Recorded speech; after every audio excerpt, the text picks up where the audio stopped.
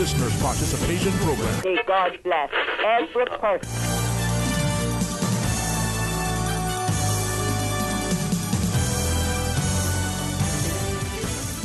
Hey, good afternoon and welcome. Thanks so much for joining us here on this truly magnificent Monday as we start things off with our good friends from the Department of Children and Family Services, and we're focusing on Social Work Month. Please stay tuned. We'll talk today. Radio Cayman's Talk Today, the Cayman Islands' foremost listeners' participation program.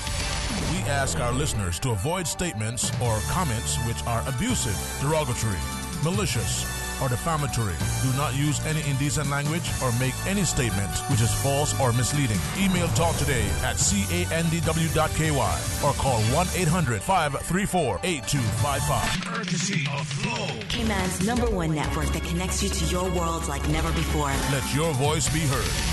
Once again, here's your host, Sterling Dwayne Ebanks.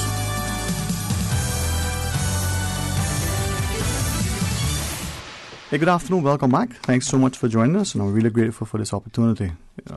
Not only highlights what we have in store in our communities in terms of the professionalism, but with great respect, it reminds us that the services available also provides for our students a chance to look beyond those traditional careers that they may have considered, to use that great brain, intellect, insight, and passion that they have for uplifting our society.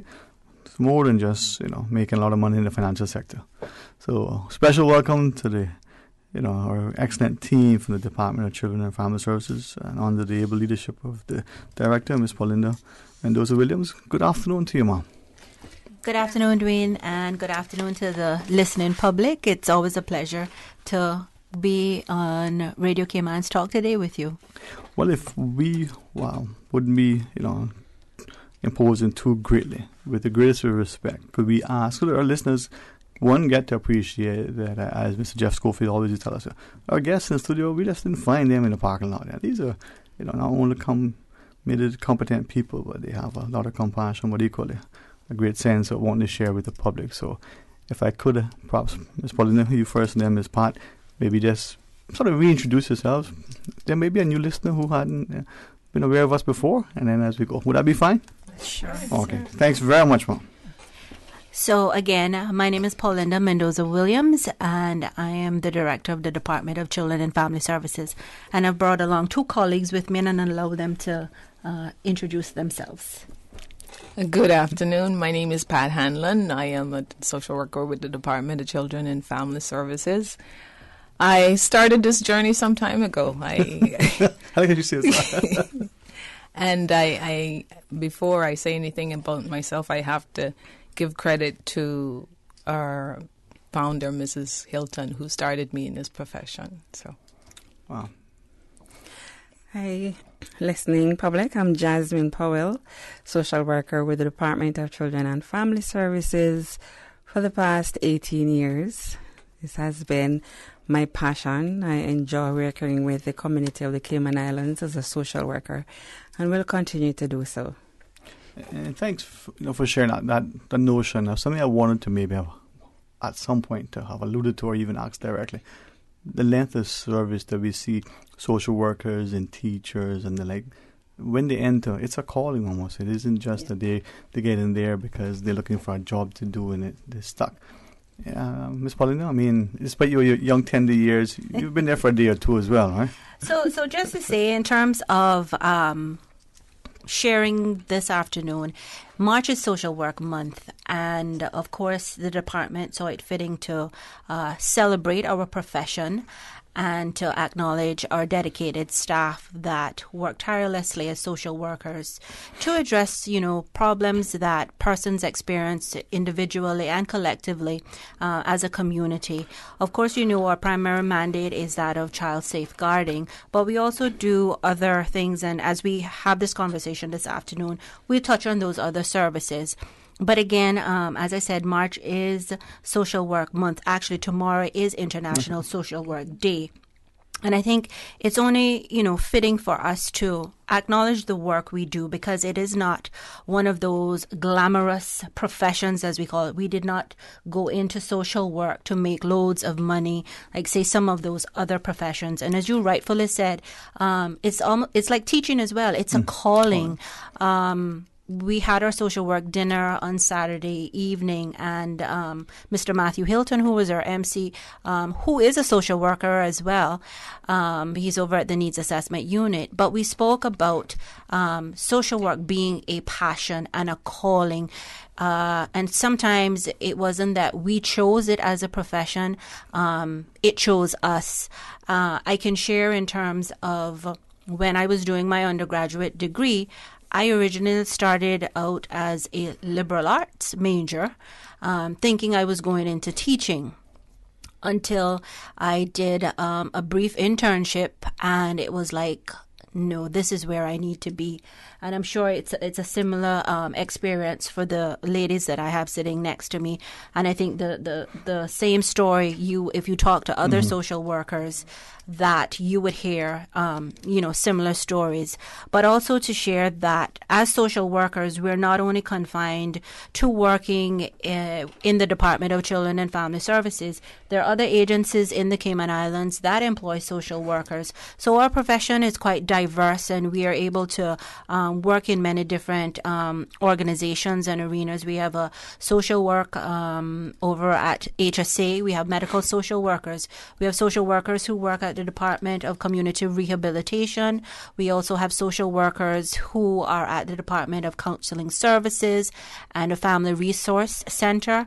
I would say that one of the first persons to really impact my profession as a young social worker coming back home to practice would have been my very first supervisor, Ms. Judith Seymour, who is now the director of the Department of Counseling Services, and many more at that time. So, again, for us, it's a qualified profession.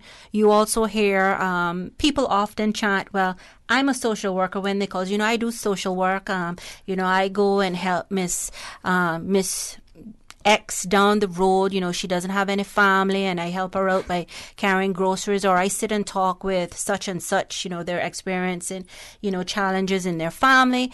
Whilst we appreciate those persons who are civic-minded and community-minded and being your neighbor's keeper, it is a little bit different when you say that you are a social worker doing those things, because we go through a very rigorous training.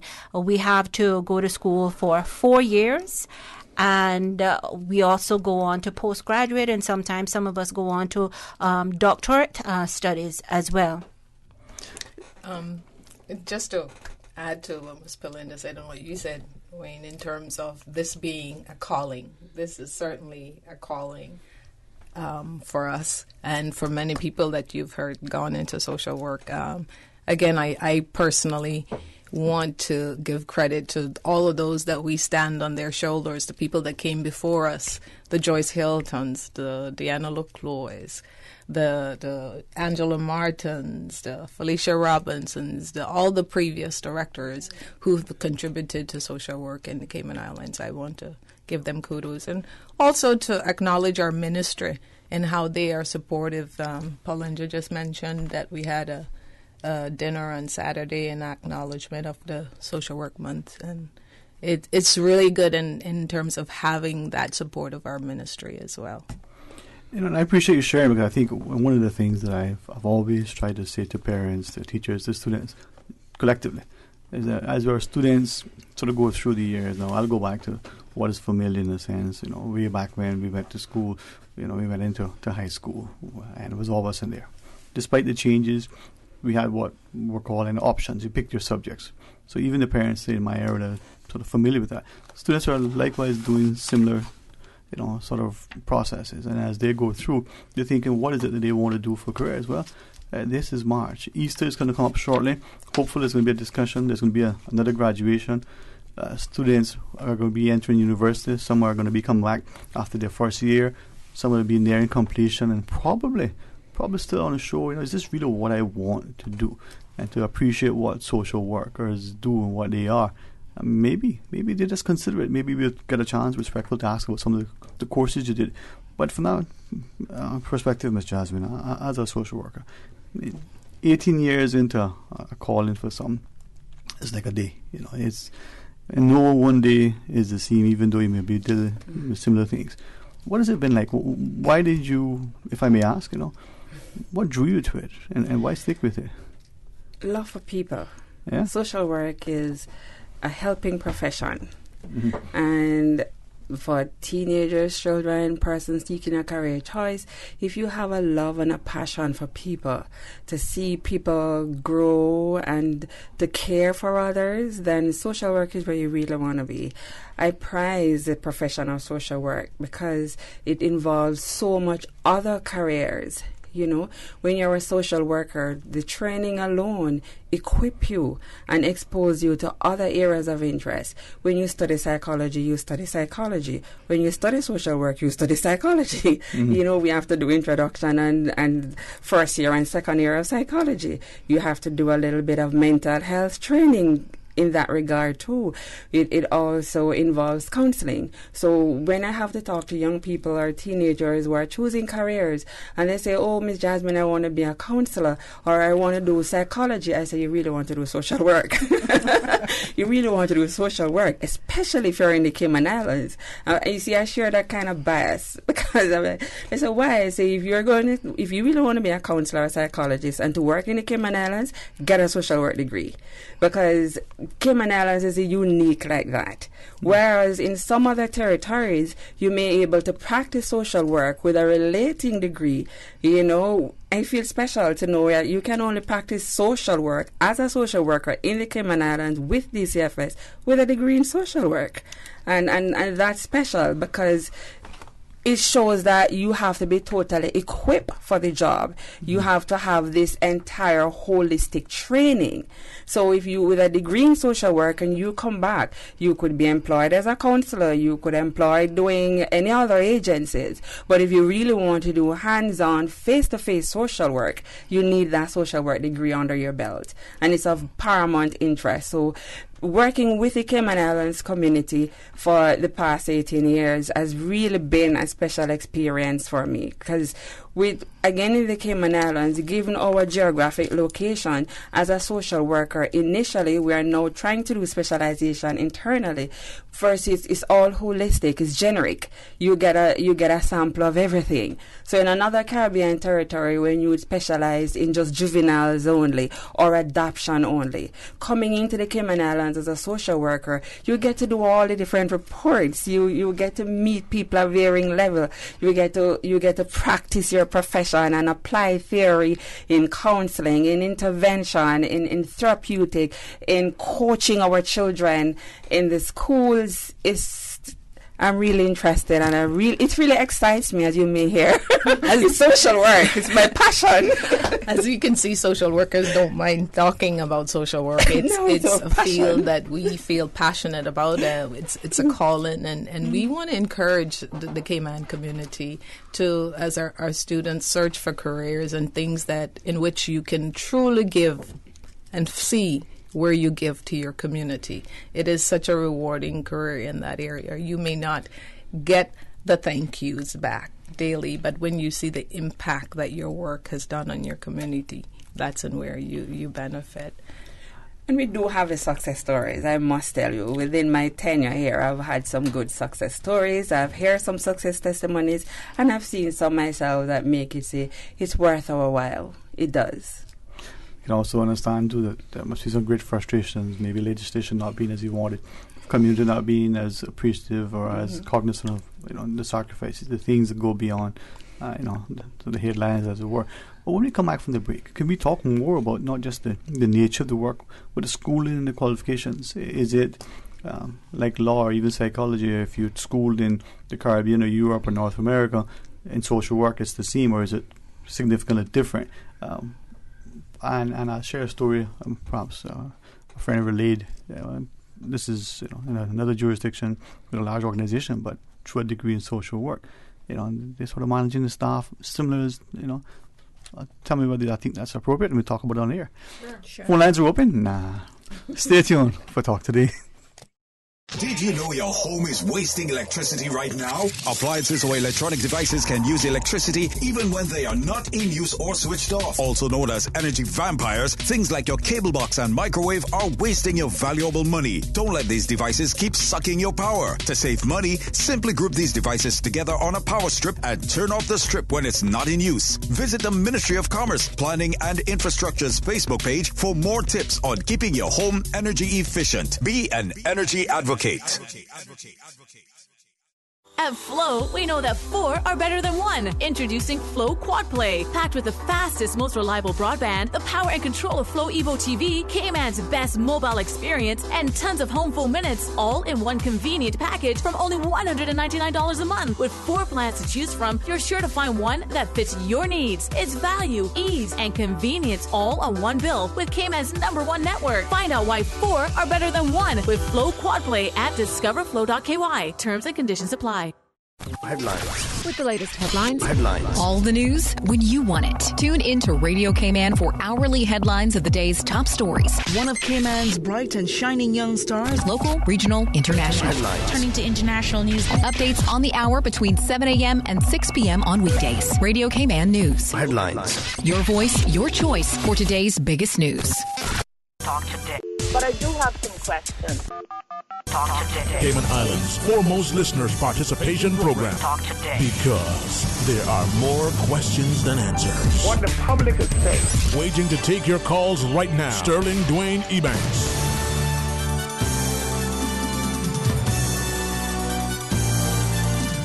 Hey, good afternoon. Welcome back. Thanks for joining us. And again, in our studio, as we focused on, Social Work Month. And tomorrow, it'll be celebrated International Social Work Day.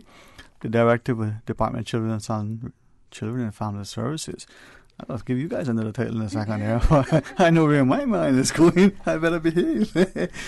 At the wonderful company, the Director, Miss Paulinda Mendoza Williams, together with 2 of her colleagues, Miss Patrice Hanlon, Miss Pat, and she's also joined, equal, I think, by Miss Jasmine Powell. And as I listen to the passion, the enthusiasm, you're reminded of a time when, perhaps as students, maybe even now as an adult, you feel that the thing you're doing is a paycheck. You're not getting that level of satisfaction. With great respect, this is no show. You guys are telling it as it is. You can see the immense reward that you're getting, and I know it's the big paychecks that government cashes everyone for you. I can see the people finance going, stop that. No, but that isn't the reason why many people enter a profession. It's good to have a few dollars to be able to pay the late bill, but nonetheless, it isn't. If we could ask, though, respectfully, the training and the qualifications, just like a lot of other professions, you need to get in, you need to take. If you're being an accountant, presumably you got to take accounting classes, but that may be all you take in addition to other things. But social workers, the little I know and what you shared already, well, you're taking all these other things plus, the emphasis, the training, the sort of hands-on that you get. A social worker. So Jasmine spoke about some of the core foundational courses. Like, of course, we have to do various psychology courses, intro to sociology, and I'm trying to think way back when. It's been a while since I've been in the classroom and my undergraduate days, and I know that some courses have changed, but it's the basic courses in terms of there's counseling courses that you have to take. There's also, you have to do a research paper, so it's also from your undergraduate straight up if you do your doctorate. So research is also critical in the field of social work. We're also very much involved in looking at the, what was that called? Applied systems approach. You have your social work case management that you have to be familiar with. And as you progress in terms of your status in university or college, so whether you're a sophomore or freshman, the courses do build. So you build on certain core courses like Intro to Social Work 101, and then you have to go on to do additional social work courses as you build in your tenure at social work. So again, you also have to do foundational courses. You choose your electives. And that is something that it's just standard for most universities and colleges that you do your math or your English and then other elective courses. But then those are the fundamental social work courses that you have to do as well. And I would like to add that most significantly, you have to do a practicum. Yes. Social work includes a practicum for every year. You have to do hours of practicum, which is the significant difference with other So that's a hands-on aspect. profession. There's an hands-on aspect. Right. And during your practicum, you are sent to different agencies within your communities that it would include stuff that would have done and you would have learned in the classroom. The main purpose of the practicum is where the student would learn to apply theory to practice. Because, there are a lot of persons who call themselves social workers because they may do benevolence and hospitality. But the difference between them and the professional social worker is the ability to apply theory to practice, to take it from the books and make it alive and make it what you do, to put hands and ears and feet to the literature. And that is what you learn during a practicum experience. And that is a crucial aspect of the profession of social work throughout your years of study, which is very special, unique. And you don't get to do practicum in one area or one organization for the entire 3 years. So you get that variety of practice also. Also, the area of social work is also separated into areas of specialization in terms of the elderly or whether it's children and families. So you're able to specialize in that area. One thing that was very beneficial to me, and I think can be beneficial for any interest in social work, is getting some exposure to social work prior to. When I came into the profession in 1975, I actually finished high school in 75, and at that time went to work for government and started as Mrs. Hilton's secretary. And my plans were to go off to university to become a history professor, but Mrs. Hilton gave me that opportunity to get some paraprofessional experience, some idea of what is involved in social work before even going off to study some of that. And that allowed me to then further go on to study social work formally. But having that experience, as Jasmine spoke about, being able to apply the theory practically. As you see within, I guess, the medical profession, but nurses in particular, they go through. If I may ask, though, and I think of psychology and even law as an example, but in social work, so if you go in as a student in Cayman, and I think Cayman is very, very unique in the sense of not only where our students go, but where our people come from. A student leaving Cayman deciding that I want to get into social work. If they were studying in the Caribbean, if they're studying in Europe, or they're studying in North America, is it like I understand with psychology and with law, if you want to practice here, you want to be a social worker here, that there are only, especially psychology, there are only certain places where you qualify in and so on. Or once a degree in social work that has these components, you come back to Cayman, it's okay? Yes. So a social work degree tends to be quite global because they're just real fundamental, basic social work courses that one would have to take. Again, keeping in mind that, various jurisdictions may do things a little bit differently. Currently, we have on staff 2 social workers. One is from the Philippines and the other one is from the Netherlands. So we have Dutch and Filipino. They're right next door countries, right? And that being said, Susie, social work is being also offered in Cayman, I must add, at the university here, and we have had students come into our department, and social workers are always eager to talk to students and tell them about the profession, particularly in Cayman or internationally as well. And we have hosted interns from Sweden. A few years back, we haven't really had any recently, but again, those skills are transferable. So yes, to your question, it's a degree that is quite global. Keeping in mind, just there may be some tweaks to looking at what their course outline may have been like, and to be able to just basically adjust. Make some complementary. Yes, Yeah. but like every other profession, it upgrades. It's an ongoing process. Social work is like any other field that is continually growing, and different things applied. And as we learn and as we move forward, the field of social work is progressing as well. If I may ask, so just from my perspective, knowing friends who came to school with me and decided that's what the field they wanted, and it's a transitional field. It's grown to become much more appealing, much more respectable, and would that be fair to say? Oh, certainly. It is, and that's why we are here. We are here to promote the field of social work, to elevate social work, which is actually the theme for Social Work Month, to get it out there so that children and other persons will know what we do as social workers, and to make it more attractive. Right. Well, our department is growing, and it is growing significantly, and we welcome new social workers because we would like to see social workers working in all the different areas and agencies at the Cayman Islands. It's only contribute to growth and development. If I could share, and I'd ask you to adjust my thought process, right? So just a conversation I had with a good friend, and I thought, so the premise is that she shared was one, the whole sort of terminology of being a social worker she thought is archaic and does a disservice to what your profession is. I won't give you all of her qualifications, but suffice it to say that the grounding in social work and all the, the graduate work and all the other things complementary.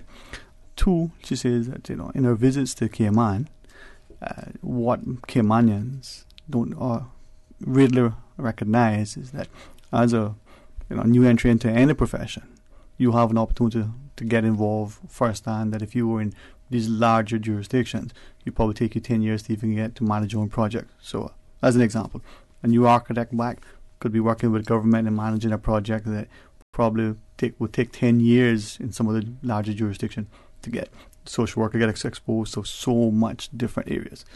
And then the third thing she shared is that sort of goes back to the first, that as a social worker, so to speak, the opportunities within the private sector may not be as much now in Cayman because of their relative small size, but where she's at working with a large I guess I would call it a multinational organization with tens of thousands of employees. She's a social worker. She's not, HR, but I guess within that realm. And her role is to look after the welfare, my words, of the employees and their families, and make sure that not just the health benefits and the medical coverage and the pension and those things, but the welfare of the workers that she would have been doing if she was working in a small town with the community. I thought social work in a corporate setting sounded almost like a misnomer, but is that... Yeah. It is. It's an area of our career now because, of course, we have various areas that we could specialize in. As Ms. Paulinda mentioned prior, like the hospital social worker, we call a medical social worker. In larger communities like American first world countries, you don't just have school counselors, you have school social workers and working along with the guidance counselors. Here in the Caribbean, we use that interchangeably. So you have social workers working in the school as guidance counselors, but there is actually a school social worker position that is being called. What we're having now is the new kid on the block, I would want to say, is an organizational social worker or a corporate social worker, where we have large companies in mainly first world countries that are employing social workers that will work with keeping their staff and employees holistically healthy, because with a healthy mind and a balanced family life, you get more production.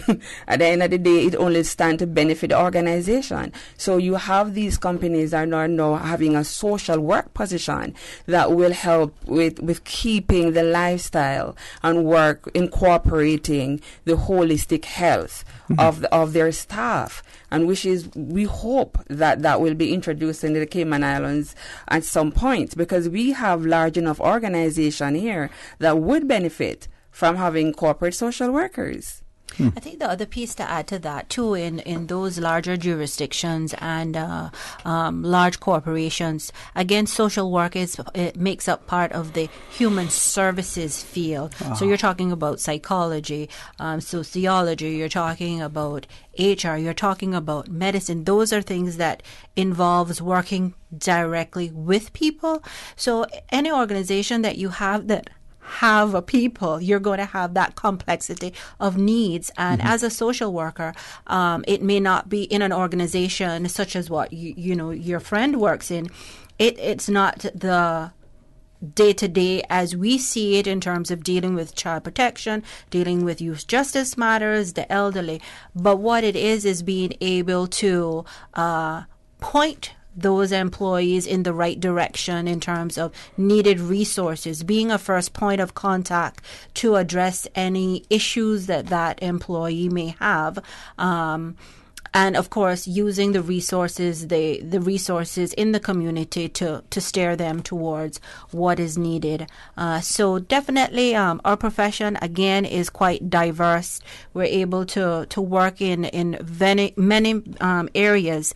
But just to touch on what both Pat and Jasmine we're saying, historically, the department started out as being a very generic organization where we had social workers who did everything. Their caseloads were you had adoption, you had foster care matters, you had child protection, youth justice matters. We have since moved towards becoming more specialized, but also to say that we still have kept that level of generic approach in that new graduates coming home to practice social work have the ability to still be exposed to all those very different areas. Unlike other jurisdictions where you may have to go and work at juvenile probation services or you have to go and work at a child protection unit, we have that all in one in our organization that we're able to expose our new graduates to those areas. So you're building on their professional development, giving them that exposure, and you can take this degree. This degree is not confined to the Cayman Islands, that you can go anywhere in the world and be a social worker.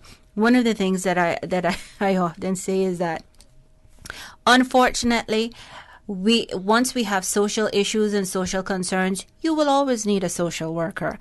Hopefully, at some point in time, that we will move towards more preventative as opposed to dealing with crisis and those troubled issues plaguing our society, and be able to do a lot more prevention. But in any community, the profession of social work is critical, whether it be just for public education, to discuss, how do we prevent child abuse, elderly abuse. All of those pieces is quite critical. The other thing to add is that we have also recently, and Pat did touch on it, in regards to our geriatric social work team. We call that our elderly services team. But again, geriatric social work is a specialized area of practice that also requires, a particular course content that you focus on.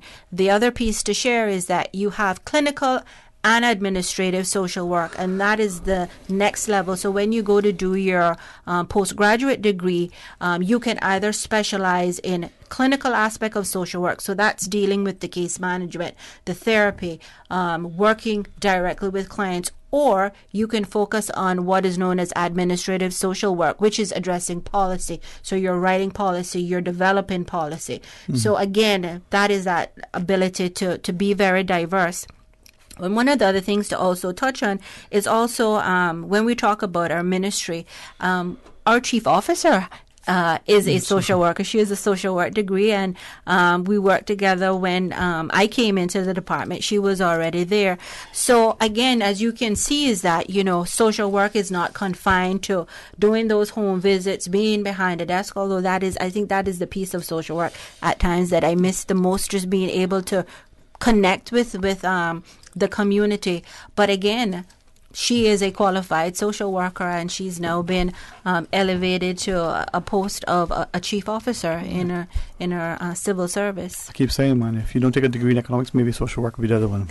When we come back, could we continue to talk more about the specializations, but quote unquote a typical day, what that would look like if there is such a thing, especially for that newly qualified social worker are the one that's on hand. If you could give a perspective and insight into that, it'll be fine. All right. When we come back, as we continue talking about social workers and Social Work Month, well, stay tuned for Talk Today. It's March Madness on all SUVs at BAM Motors, with SUVs starting as low as $20,500 and savings up to $6,000. Find the SUV that fits your budget and island living style. Choose between the roomy 4Runner, the bold Fortuner, the 7-seater Rush, or BAM Motors' #1 selling SUV, the RAV4, all from Toyota. Or choose the compact EcoSport from Ford. Save now on the best SUV deal ever from BAM Motors, with savings up to $6,000 and SUVs starting at $20,500. Drive home the deal of the year during BAM Motors March SUV sale. BAM Motors, Walkers Road. Miami is so much more than just a shopping destination, offering a variety of vacation experiences. And regular Miami airfares are now from just $182 CI round trip, including taxes, with Cayman Airways. Call 949-2311 or visit CaymanAirways.com. This Easter weekend, the Cayman Islands will welcome the rest of the Caribbean, and you do not want to miss it. Carifta 2019 takes place at the Truman Bodden Sports Complex from April 20th to 22nd. Watch the region's most talented track and field athletes compete and come cheer on your Cayman athletes. Get ready to raise your flags at the Caribbean's biggest athletic event this Easter weekend. It's Carifta 2019. Tickets start as low as $10. On sale now at CaymanCarifta2019.ky. See you at the games. Carifta 2019, brought to you in partnership with the Cayman Islands Government and CUC. Sponsored by the Cayman Islands Athletic Association, DART, Maples Group, Pinnacle Media, and Radio Cayman. It's all about unity. The Department of Environmental Health is committed to picking up your garbage. To avoid delays, please place all of your household garbage in large bags. Do not overfill garbage bags or place loose trash in containers. These risk lengthy stops, which in turn lead to greater delays. Inform your neighbors too. Their poorly packed garbage will delay your pickup as well. Bag it and bin it. We will collect it. Do your part. We will do ours. Brought to you by the Department of Environmental Health. Talk today. But I do have some questions. Talk today. Cayman Islands' foremost listeners participation program. Talk today. Because there are more questions than answers. What the public is saying. Waiting to take your calls right now. Sterling Dwayne Ebanks.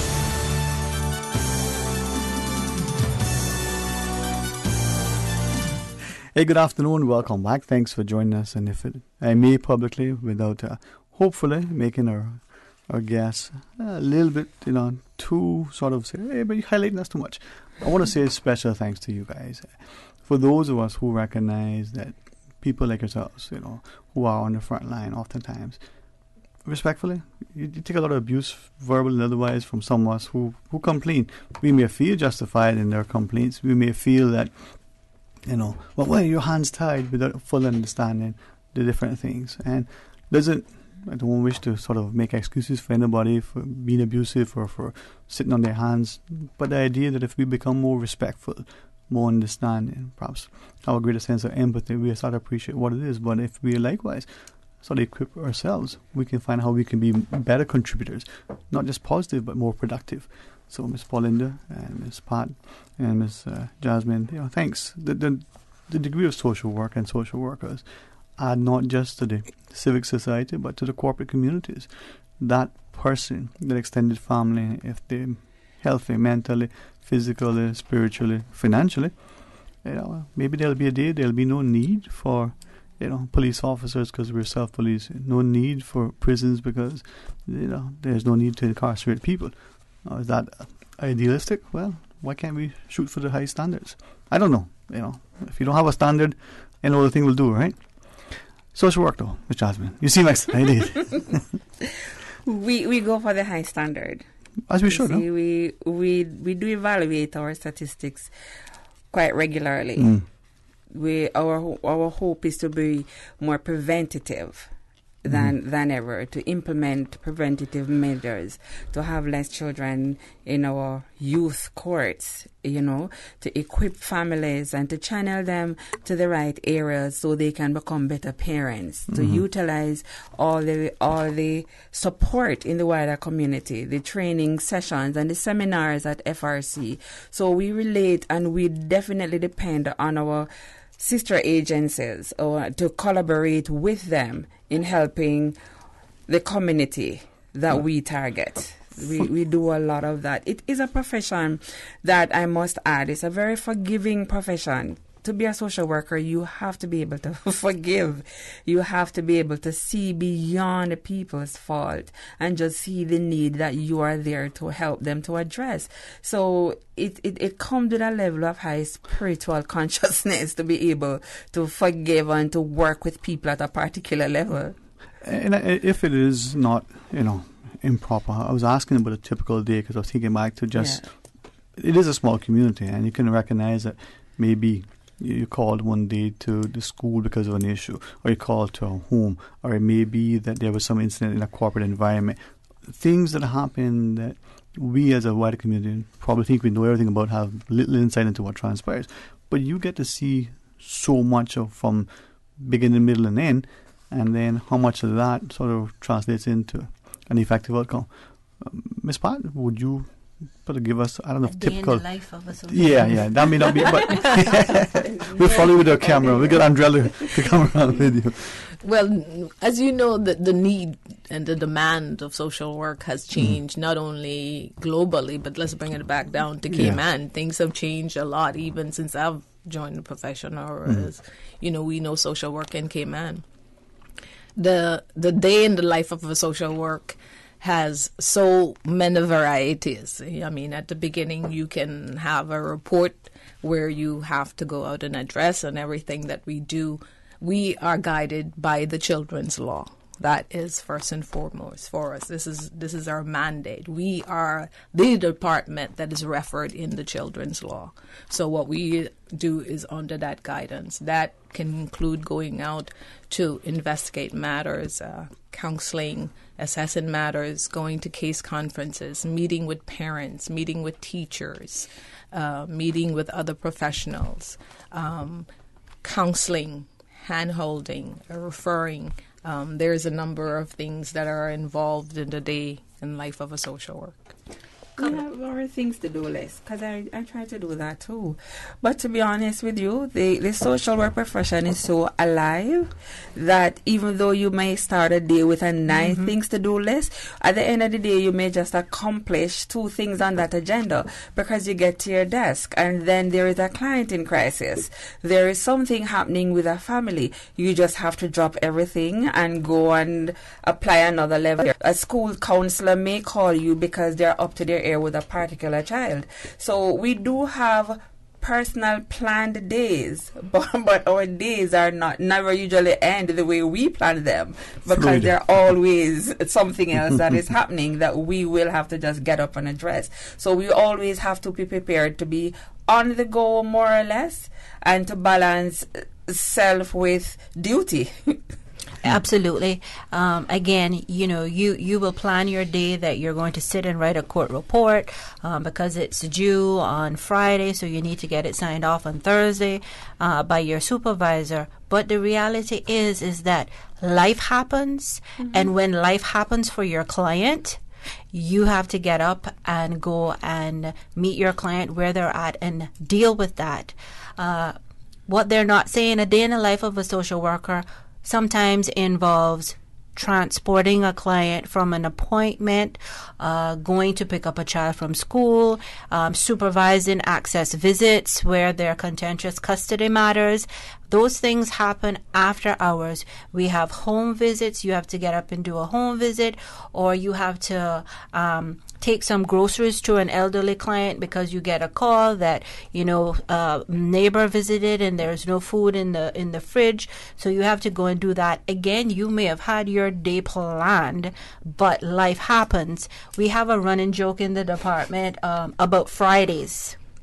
So Fridays are like all hell breaks loose, because you get to 4 o'clock Friday evening, and this is global because you talk to a social worker in the States, or you talk to a social worker in Jamaica, you're bound to have we call them social work Fridays. So it's not happy hour Fridays, it's social work Fridays.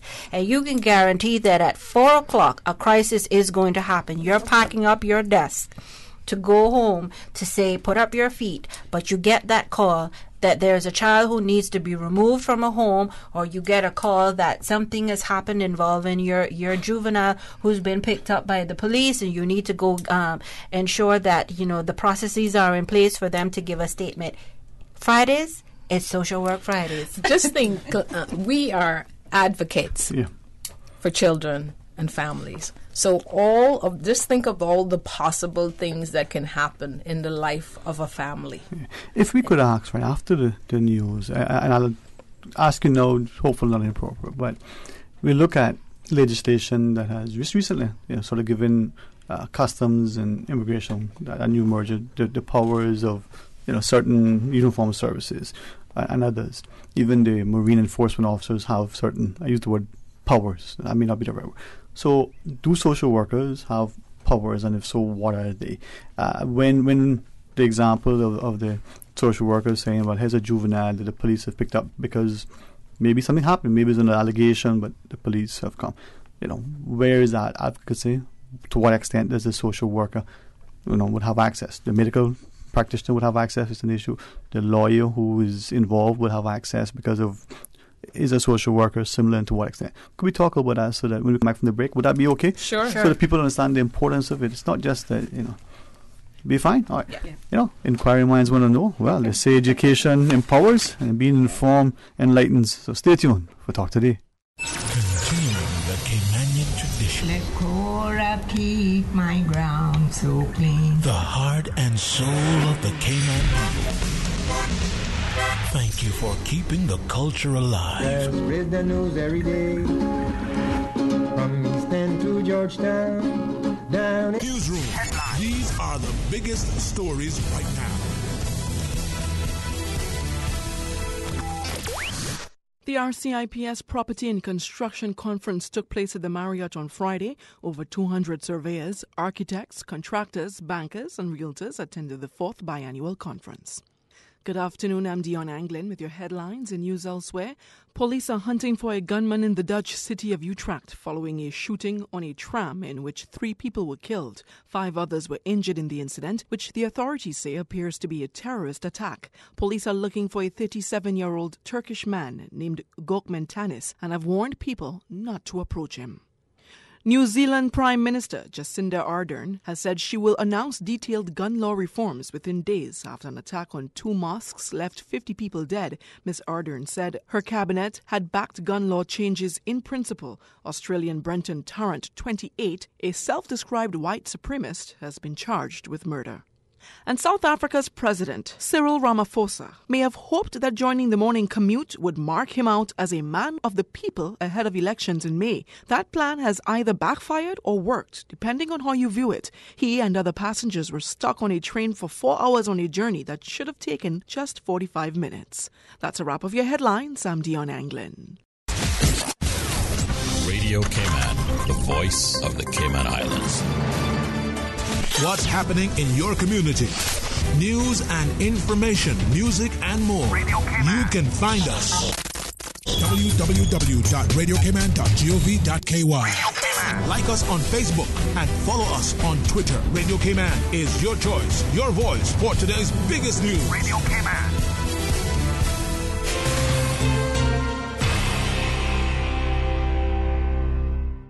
A caring and community spirit, cherished family and cultural values. These are some of the things that still embodies the Caymanian way of life in the Eastern Districts today. Savannah Pharmacy, your neighborhood pharmacy, located in Countryside Shopping Village, is delighted to offer products and services of real value. Whether it's catering to your family's medical needs or carrying apparel, gifts, and beauty products, Savannah Pharmacy provides you with more than just prescriptions. Remember, they're always just around the corner with everything your family needs and convenient opening hours, including Sundays and holidays. Savannah Pharmacy. For more information, call 946-3336.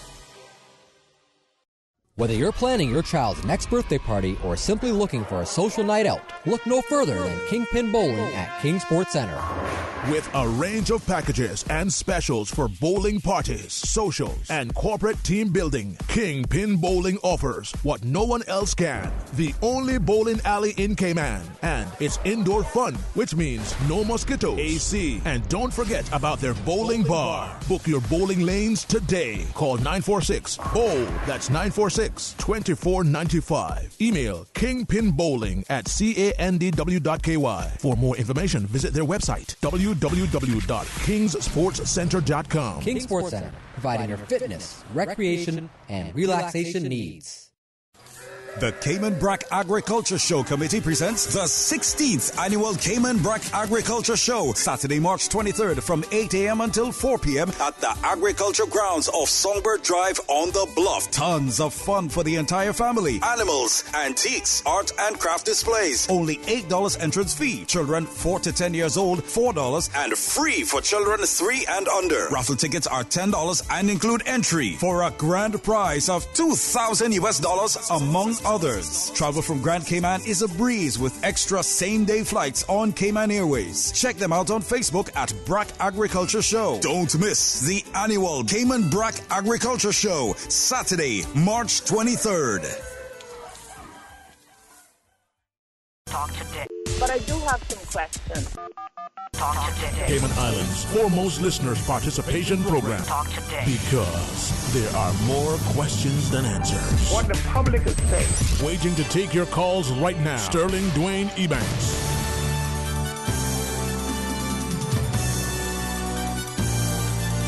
Hey, good afternoon. Welcome back to Talk Today. 949-8037 or 1-800-534-8255. We're talking about social work as we celebrate, tomorrow, International Social Work Day, and the month has been Social Work Month. The Director of the Department of Children and Family Services, Ms. Paulina Mendoza-Williams, together with two of our colleagues, Ms. Pat Hanlon and Ms. Jasmine Powell.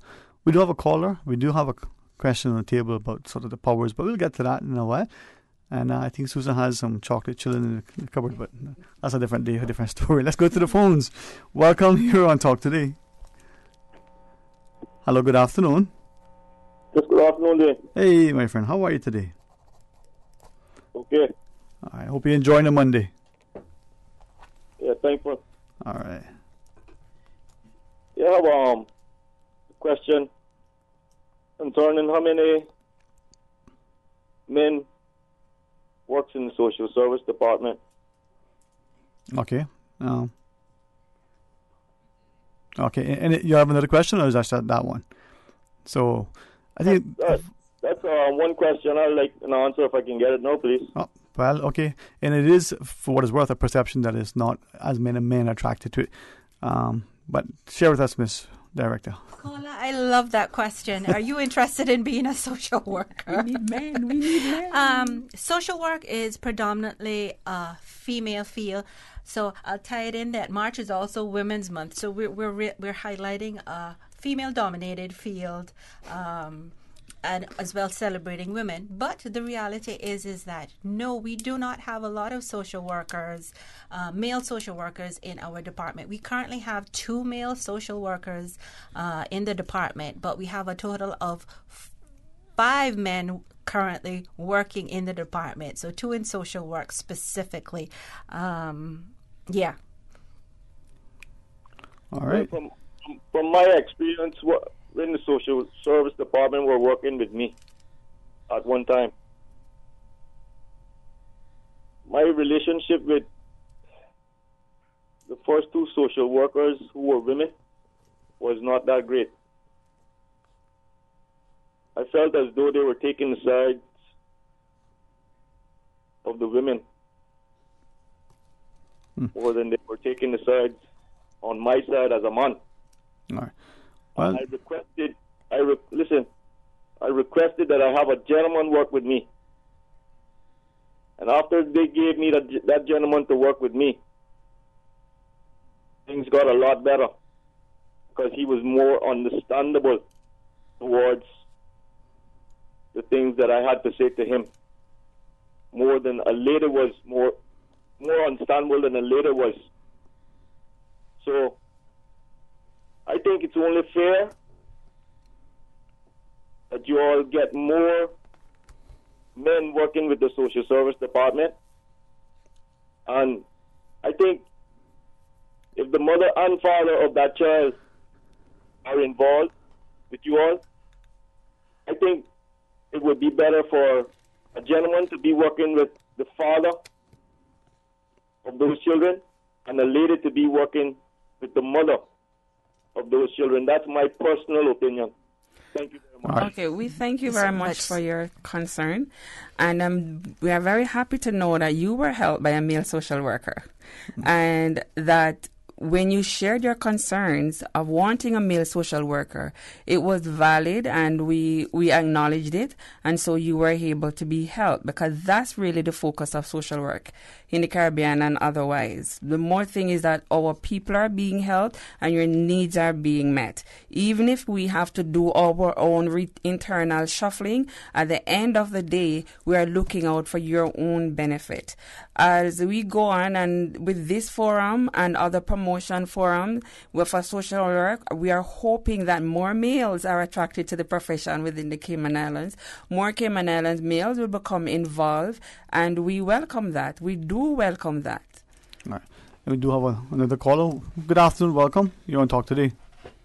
Good afternoon. Afternoon, sir. How are you today? Blessed, Sterling. How are you? Hey, blessed and highly favored. I stole your line, man. No, you're welcome to borrow it and use it anytime, okay. man. Well, thank you. So I have an opinion on the social work, and I went to school in the U.S. college, and when you're in college, you try out different things, and I sought to try out social work.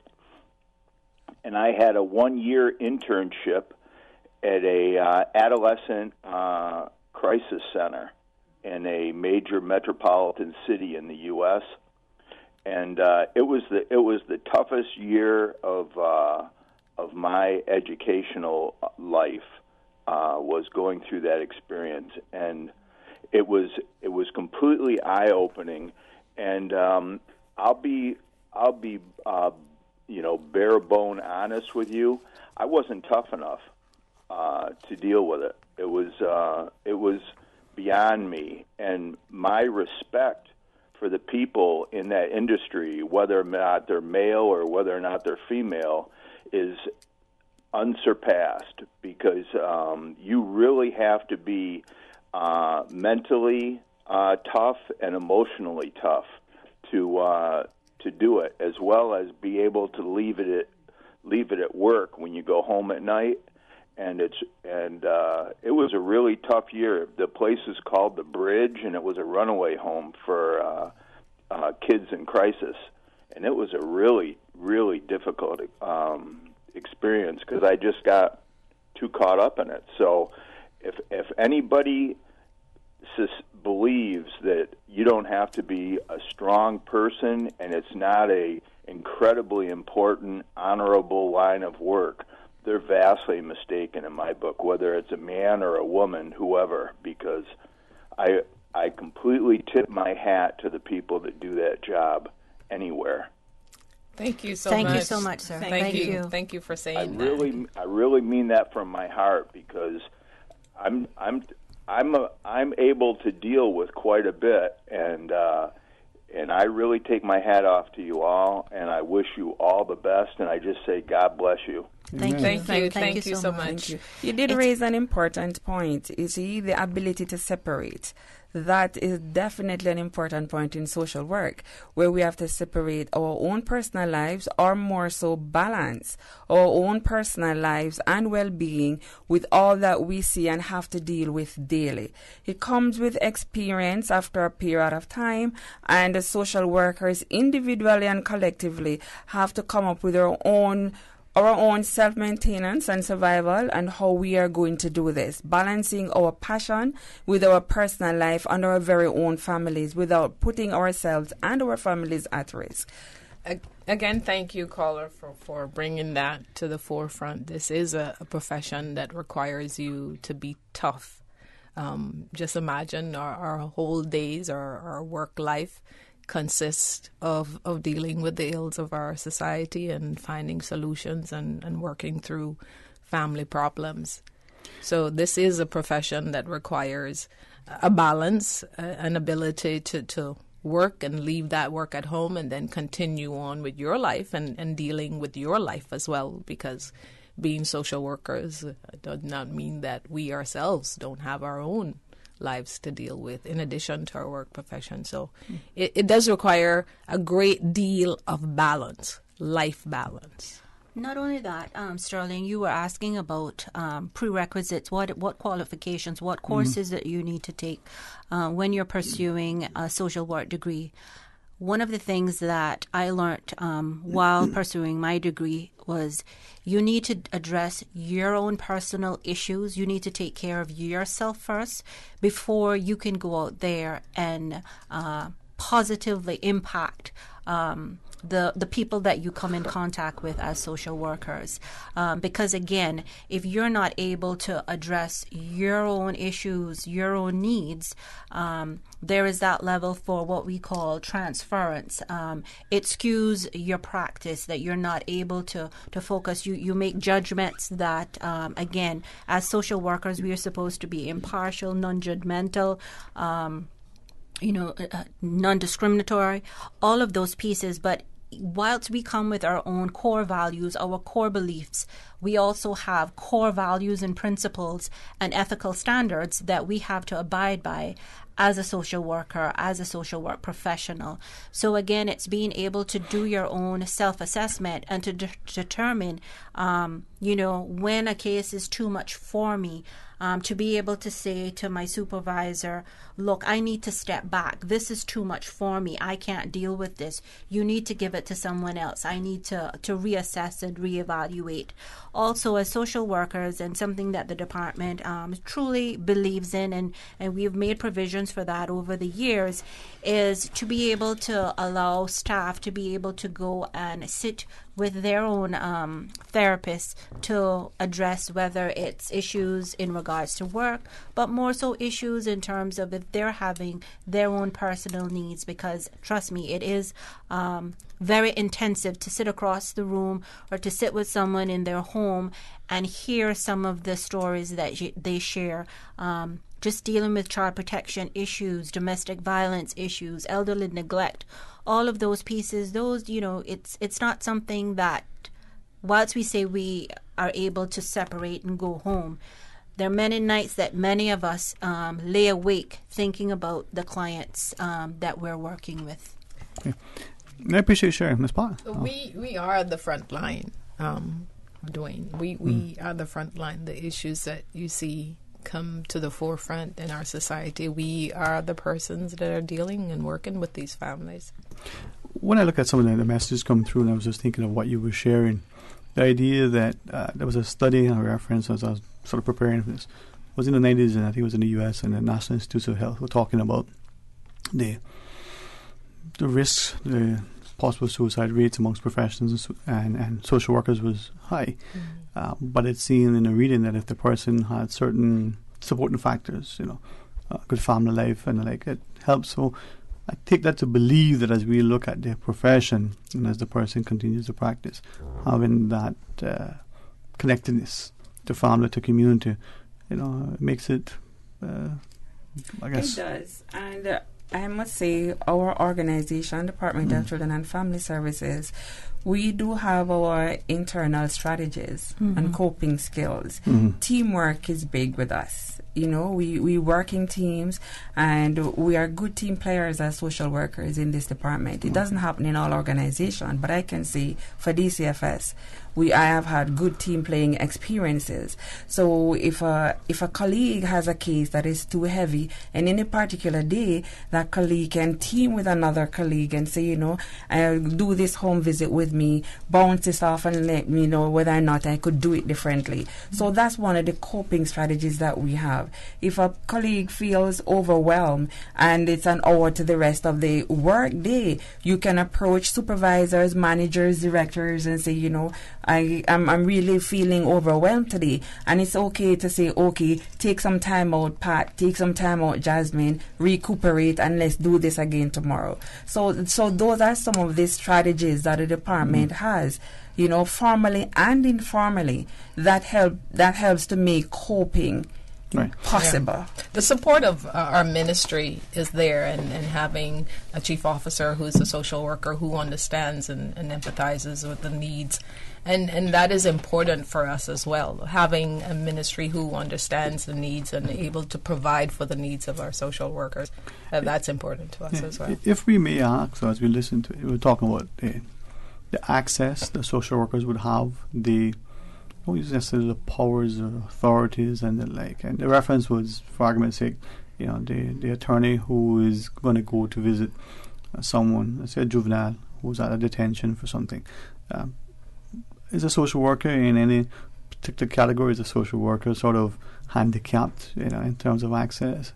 How does that work in this jurisdiction, particularly, if you may ask?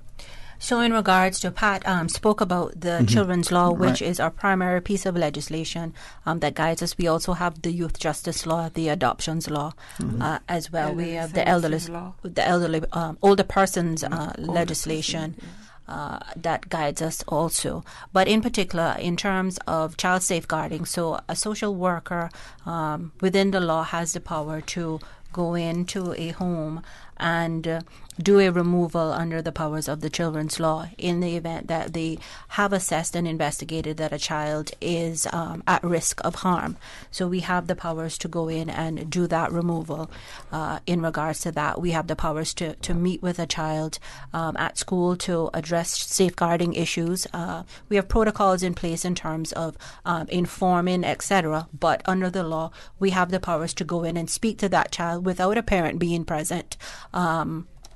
We engage with the school counselors or the teachers in regards to certain matters, having them present.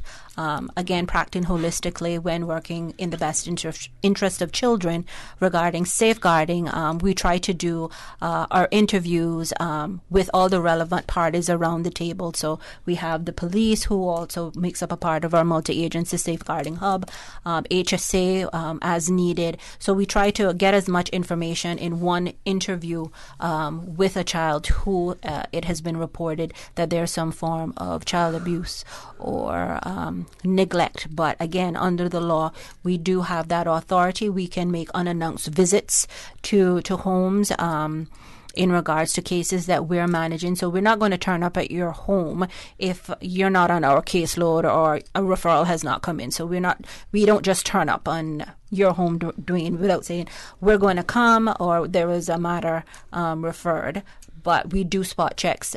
Cases that are assigned to social workers, they go in and they go and make unannounced visits. The same thing that we do for our partner agencies such as Keys and NCVO. We have the authority to go in and do unannounced visits to meet with the children that we have in care there. So the law does give us some level of oversight and capability of addressing certain matters. Under the youth justice law, we also have the ability of going and sitting in with the police when they're doing an interview with one of our juveniles. I must say that the police tend to call us more often than none when it comes to those matters. Again, depending on the circumstances, we may say, well, no, it's more appropriate for a parent to go in and sit in on the interview or whatever. But we do have the ability to sit in and meet with a child who is on our caseload who may encounter with the juvenile justice system. Yes, and one of the things that is admirable with that is the respect for social workers in the wider community. You know, of course, there's always room for improvement, but it's good to know when you introduce yourself as a social worker within the community of the Cayman Islands, there's a level of respect that goes with it. And also cooperation. We could go to a police station in any other communities, and you might not be sure of wanting to make that visit. You could go to the police station and introduce yourself as a social worker and ask the police to accompany you on a home visit. And once they're available, they will go with you. So we have that agency cooperation that does work. And that in itself is a plus to this community. And while by nature, social workers are not the badge flashing type of approach. That is not our type of approach. While we are covered by the protection and come with the children's law, we approach families and we do this as a multi-agency and an inclusive process. Is always our approach is always very inclusive and including everyone that's relevant and always to what is most beneficial to the family. What is the most beneficial thing to this child? It's always in the best interest of the child. Well, what about the instance, though? Because presumably when we speak of child, we're talking about the minor, the person who's on the 18, not the age of majority. What about the instance of, say, the elderly? I know there's a legislation, but maybe it's not elderly, maybe it's an adult that is in some situation where, some sort of social services, for one of a different word, could be used. Where does that fall in relation to the profession? Jasmine, you want to take that since you're on the elderly? Well, that's why we do, I like our name, Department of Children and Family Services. Mm-hmm. So we do attend to families on a whole, elderlies and children and adults alike who are in need of our services. I am quite excited with the new trend of our department. Our latest concentration is that of our elderly unit, to which I'm privileged to be a part of. You see, and the focus is on our seniors, 65 and over. But then we do attend to other vulnerable adults as well. We look out for their basic needs, what is happening. We have the reports coming in practically daily. We have persons who may just report that an elderly person may be neglected or having any particular need. We do that. And when we work with our elderly, even with our children as a unit, we are not working with one person. We may have 30 names on our caseload, but we are actually working with probably 60 persons because you're working with an entire family.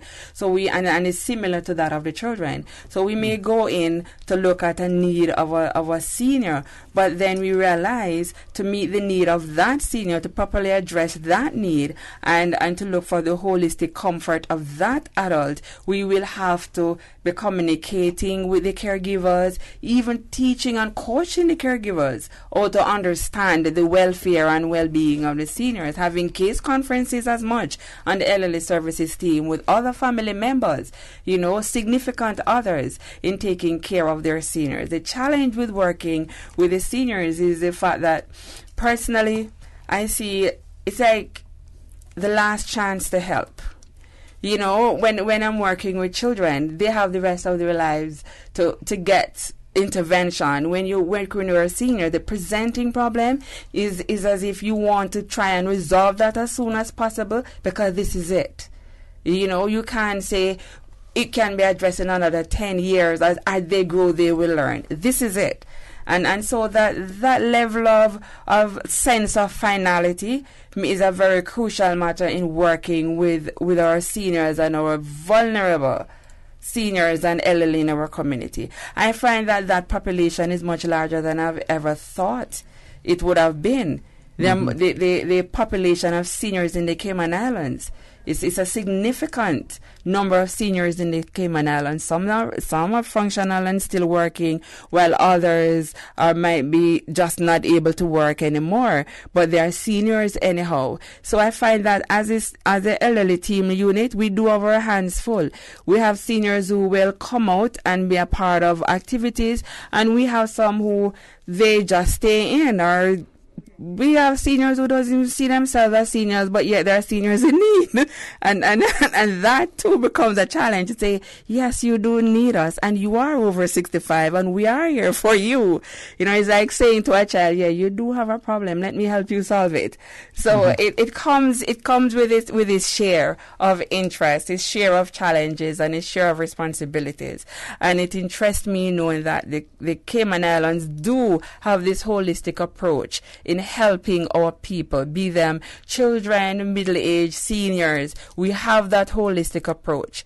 And it's a global thing, and we are right there with our first world countries in the betterment of our citizens. I think just to add to that, Dwayne, in terms of putting things in perspective, yes, we are the Department of Children and Family Services.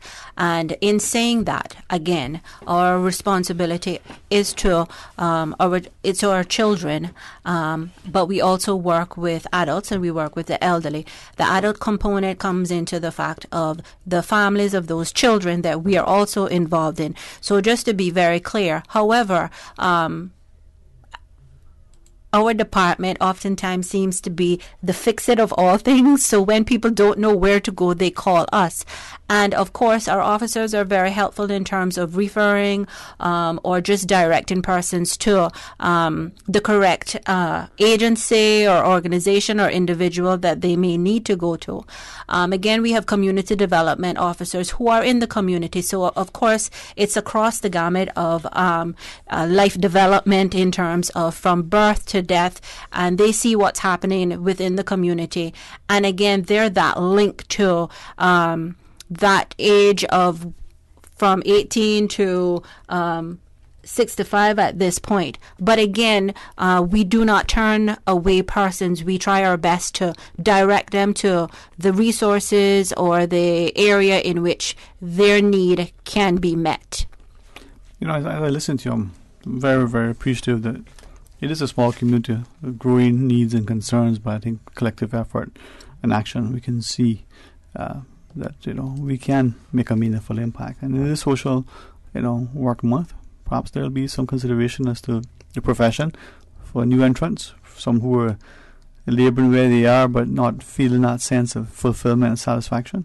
Never too late, Yeah. That's right. And before we leave, Dwayne, of course, again, I want to say a shout out to all the social work professionals who are not within the Department of Children and Family Services, but again, also to say a big thank you to our social workers in the department.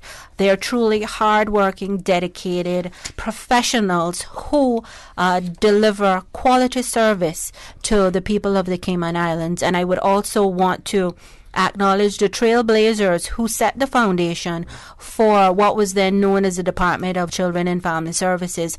Pat mentioned a few earlier, but it would definitely be remiss of me not to say to those women that established the foundation for DCFS to say a big thank you. Also to include Miss Jen Dixon, and she was also there from the inception, or one of the two. Yes. I think, Pat, you and her were both social workers at the same time, or trying to determine the path that they were going to take, which ended up being social work.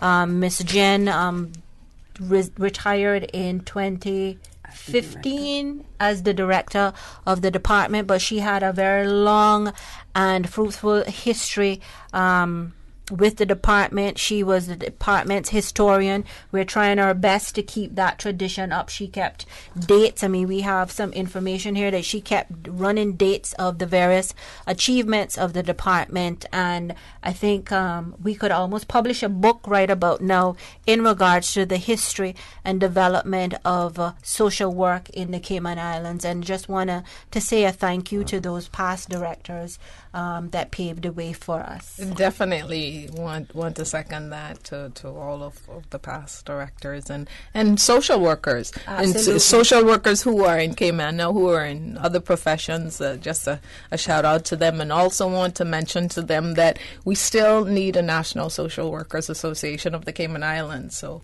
we still need help in moving forward with that. Wow. But also, to say that Miss Jen was Mrs. Hilton's secretary. She became Mrs. Hilton's secretary after I went off to university to study social work. So we are both beholden to Mrs. Hilton for her grooming, for her leadership, for leading us to this profession, and after gaining our degrees, being able to come back home and work has been a blessing for us. The other thing I would say, we're talking about social work as a profession, is to say to any young person out there listening, as well as parents, encourage your children to explore this profession when they decide to go off to university. We need more Caymanian social workers. Particularly men. Yes, as that caller did share, and again, I thank him for his call.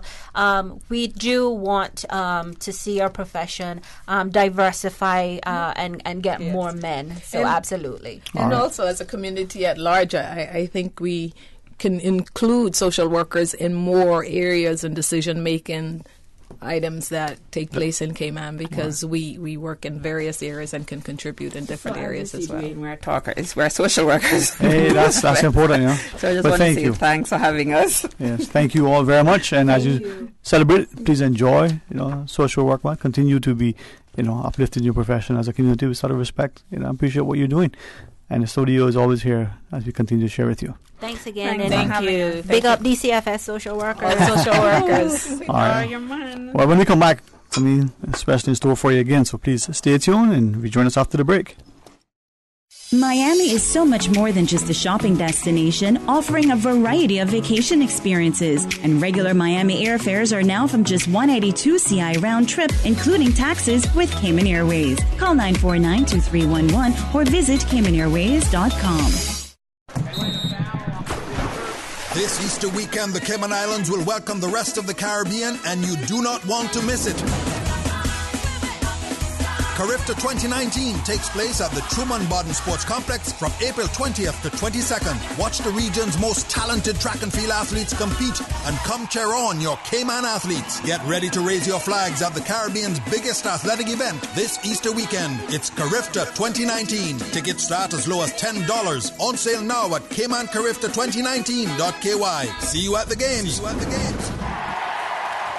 Carifta 2019, brought to you in partnership with the Cayman Islands Government and CUC. Sponsored by the Cayman Islands Athletic Association, DART, Maples Group, Pinnacle Media, and Radio Cayman. It's all about unity.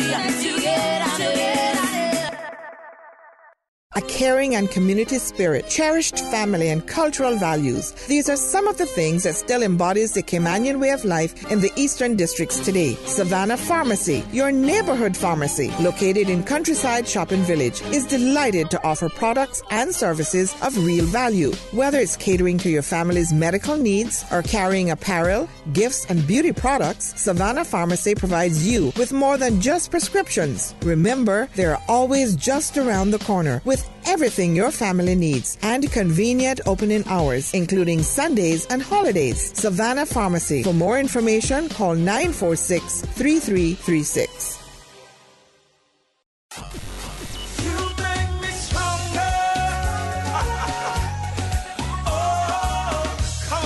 We are Radio Cayman, and this is how we wake you up. Sing praises unto God, sing praises. Come on, sing praises unto God, sing praises.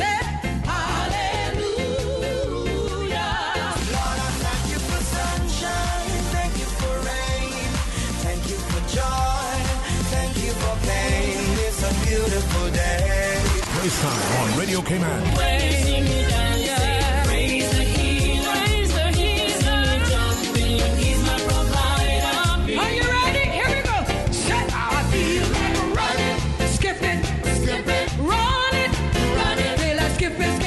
Praise time. Give me Jesus in the morning. I will. So send me, Lord, I will go. Born again. Thank God I'm born again. Weekday mornings from 6 until 6:30. Talk today. But I do have some questions. Talk today. Cayman Islands' foremost listeners participation program. Talk today. Because there are more questions than answers. What the public is saying. Waging to take your calls right now. Sterling Dwayne Ebanks.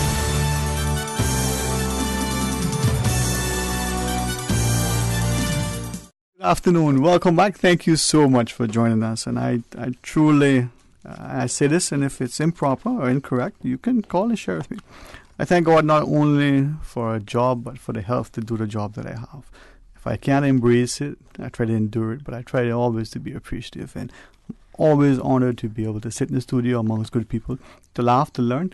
Who knows, to be able to contribute and to benefit. I always leave this much more empowered, much more informed. And I'm grateful for today's discussion as we welcome to the studio our Chief Officer in the Ministry of Community Affairs, Ms. Teresa Chinike. Thank you very much for coming on board. Thank you very much for having me again. It's my pleasure to be here, and a pleasant good afternoon to your listening audience. Okay, and hopefully a very growing familiar presence in our studio for a month in Mental Health Matters, but we have a chance to welcome psychologist Dr. Colleen Brown to the studio again. Thank you. A very special pleasure and privilege to have you here. Oh, thank you. Yes, I'm here in a different capacity today to help represent Alex Patton Foundation for our important discussion today. And with that, as sort of the lead fundraising guru and board member of the Alex Patton Foundation and making his maiden voyage, his debut venture here on Talk Today, we welcome the muscular, handsome presence of Mr. No pressure. No pressure. Pressure. Listen, if we learn to laugh, and I've said this exactly in schools in particular, if a child is comfortable in the classroom and the teacher makes the lesson engaged and interactive, very difficult, very taxing, because you have to deal with 15 or 30 or 45 children at one time. But that child leaves the class perhaps maybe a little bit more informed, a little bit more willing to return. So we want you to enjoy your welcome here. You could not have come at a better time with two much more experienced and wonderful people. So men, yes. Yeah. So as we celebrate Women this month, it's good to see that you're a champion. Thanks very much. All right. Good to be here. It was a pleasure. And even though the topic that we're going to be sharing is sometimes challenging, but we probably don't appreciate that the notion affects not only our students, our school-age children, whether in class or outside, whether every day or compared to the past where we left school, we left the issue. But even in our workplaces, maybe even in our homes, maybe even in our communities, amongst our elderly as well as our, young sort of professionals. So, Ms. Teresa, we voted and we nominated you. You're going to set us off. Okay, not a problem. Before I speak about the purpose that we're here for, I want to take this opportunity to extend my gratitude and my appreciation to the social workers that are dedicated, hardworking. They sacrifice their time, and sometimes that time means away from their family, because many of them spend more time on their job and committed to their job, and it means that they're spending late nights in the workplace and away from their family. I want to extend my gratitude and my appreciation to them. This month is recognized internationally as Social Work Month, and so I want to take this opportunity to truly extend gratitude and appreciation to them for all that they do and for all of the sacrifices they are making in our community and to make our community a better place. Truly, in my sight, and I'm sure in the sight of many persons, they are unsung heroes. They are not the ones that you'll see on the front page of the newspaper, and oftentimes will not be recognized on various talk shows. But today I want to just take just a couple minutes to say thank you to them for everything that they do, for the services that they provide. Truly, they are looking at our most vulnerable people, and for that I take my hat off to them, and I truly express gratitude and appreciation on behalf of our entire ministry, on behalf of our minister, the Honourable Alden McLaughlin, and Councillor Austin Harris as well. I know that they were in here earlier, so it would have been remiss of me to come in here after they left and truly not mention them. But the purpose that I'm here, I have the pleasure of being here with representatives from the Alex Patton Foundation, and the ministry partnered with the Alex Patton Foundation last year to provide various community presentations. At that time, the community presentation were focusing on self-harm and suicidal ideology. we found that to be extremely beneficial. We know that there are times when these are difficult subject matters for many people, and they oftentimes don't know where to turn or who exactly to go to. With the help of the Alex Panton Foundation, we were able to go out into the districts. We covered all of the districts, and we also went over to the BRAC to provide information and to be a source for persons if they needed follow-up guidance, if they needed any type of support, or if they needed us to direct them in any way. So that was the start of our relationship with the Alex Panton Foundation. And to the Alex Panton Foundation, again, I want to extend my gratitude and appreciation for an amazing job that they're doing. We understand and we appreciate that the government alone cannot do everything. And so when we have foundations and associations of this nature, they complement the government, the works of the government so nicely, and it's our honor and it's our privilege to partner again with them this year. We'll be looking at different subject matters this year, but again, we'll be going into the various districts. Again, we want to go out and meet people where they are and not expect that they're going to always have the time to come and find us. So, with over the next few months, we're going to be covering subjects on bullying and mental health, and also we're going to be focusing on young men at risk. So we have hopefully the next hour with you, Dwayne, and we would want to definitely share some of the information, let people know where they can come out, what districts we're going to be in, what dates, and the information can also be provided. It's on our website as well. So we have quite a bit of information to share with you in this short period of time. I very much appreciate each of you share with us, because I think when we look at our communities and when we're talking about bullying, but also young men at risk in particular, sometimes we take for granted. We may presume that because men tend to be a little bit less, talkative. Society, this one included, may say, well, men are to be strong, silent, they're quiet, show no emotion. Well, what does that mean for them? And if so, are we able to have sort of sense of identifying signs, symptoms, warning signs, as it were? You start to sniffle, sneeze, you may think you're coming down with a flu. Well, are there similar things?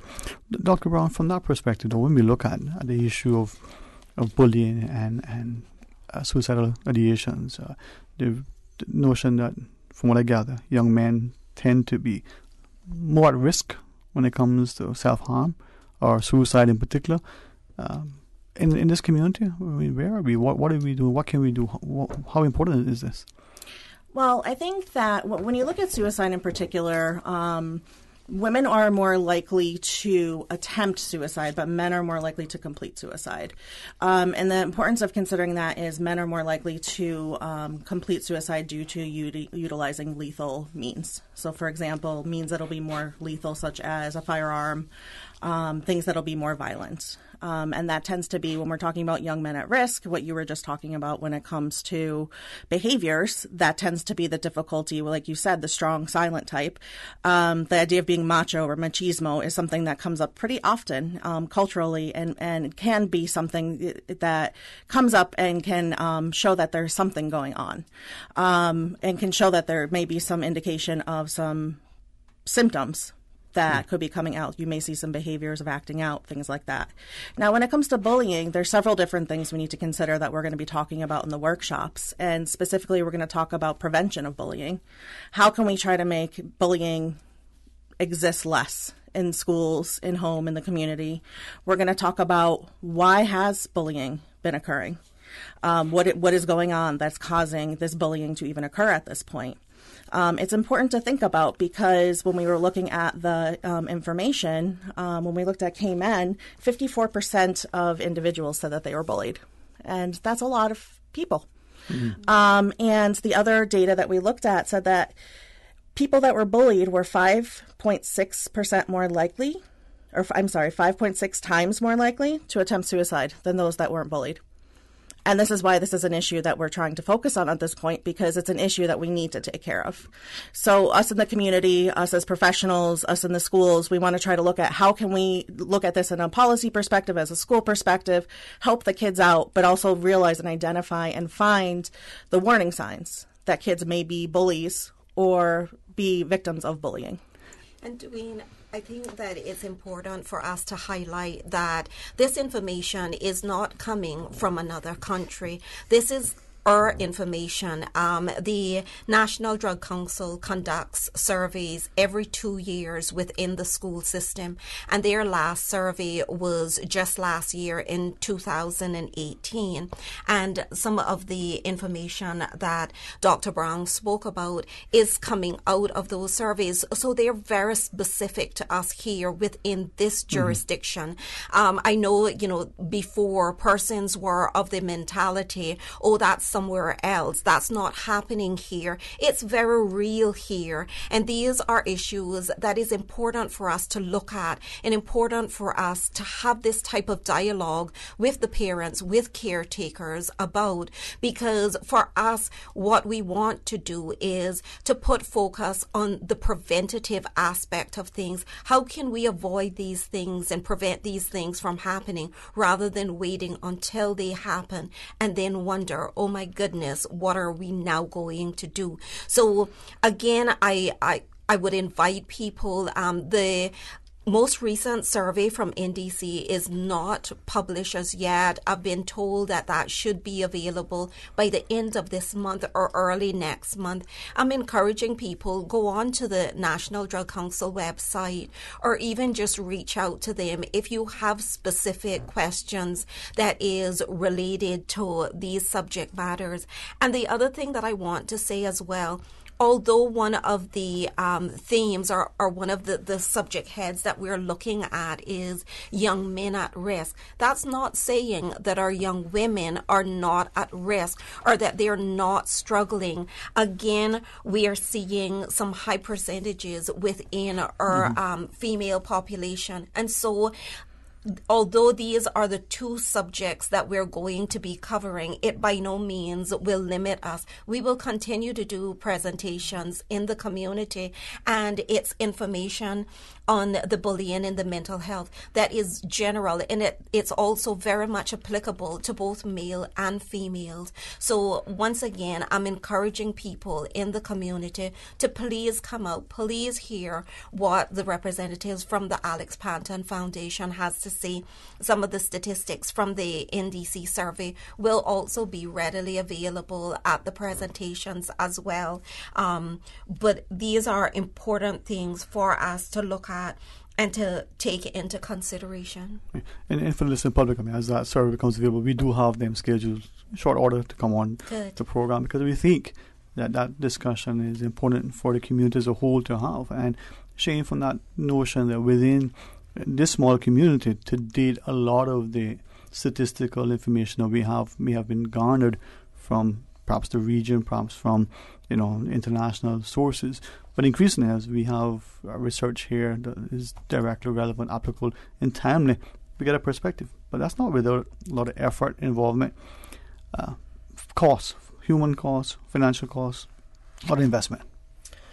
I guess so, and I guess what you're speaking in relation is in the funding and the costs, right, for the programs. Yeah. So one of the programs is we're trying to create a hub in the Georgetown Hospital. The HSA have kindly donated a room for us in the hospital.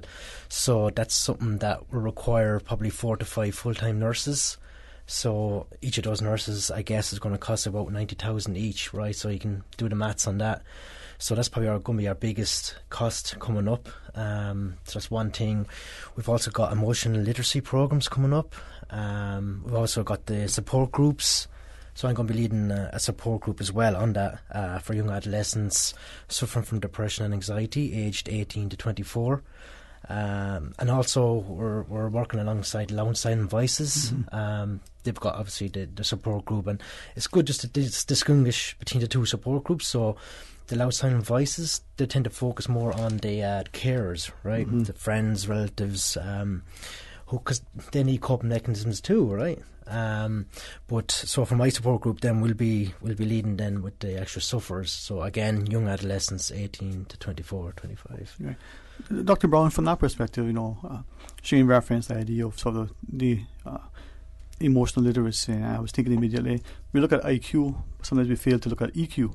And then when we look at students, respectfully, students in particular, male or female, the challenges in their minds that they may place upon themselves to perform within school, the struggles that they may be having, not just with their coursework, but with their classmates, the difficulties that they may have relative to the expectations that they impose versus what parents or the community put into play.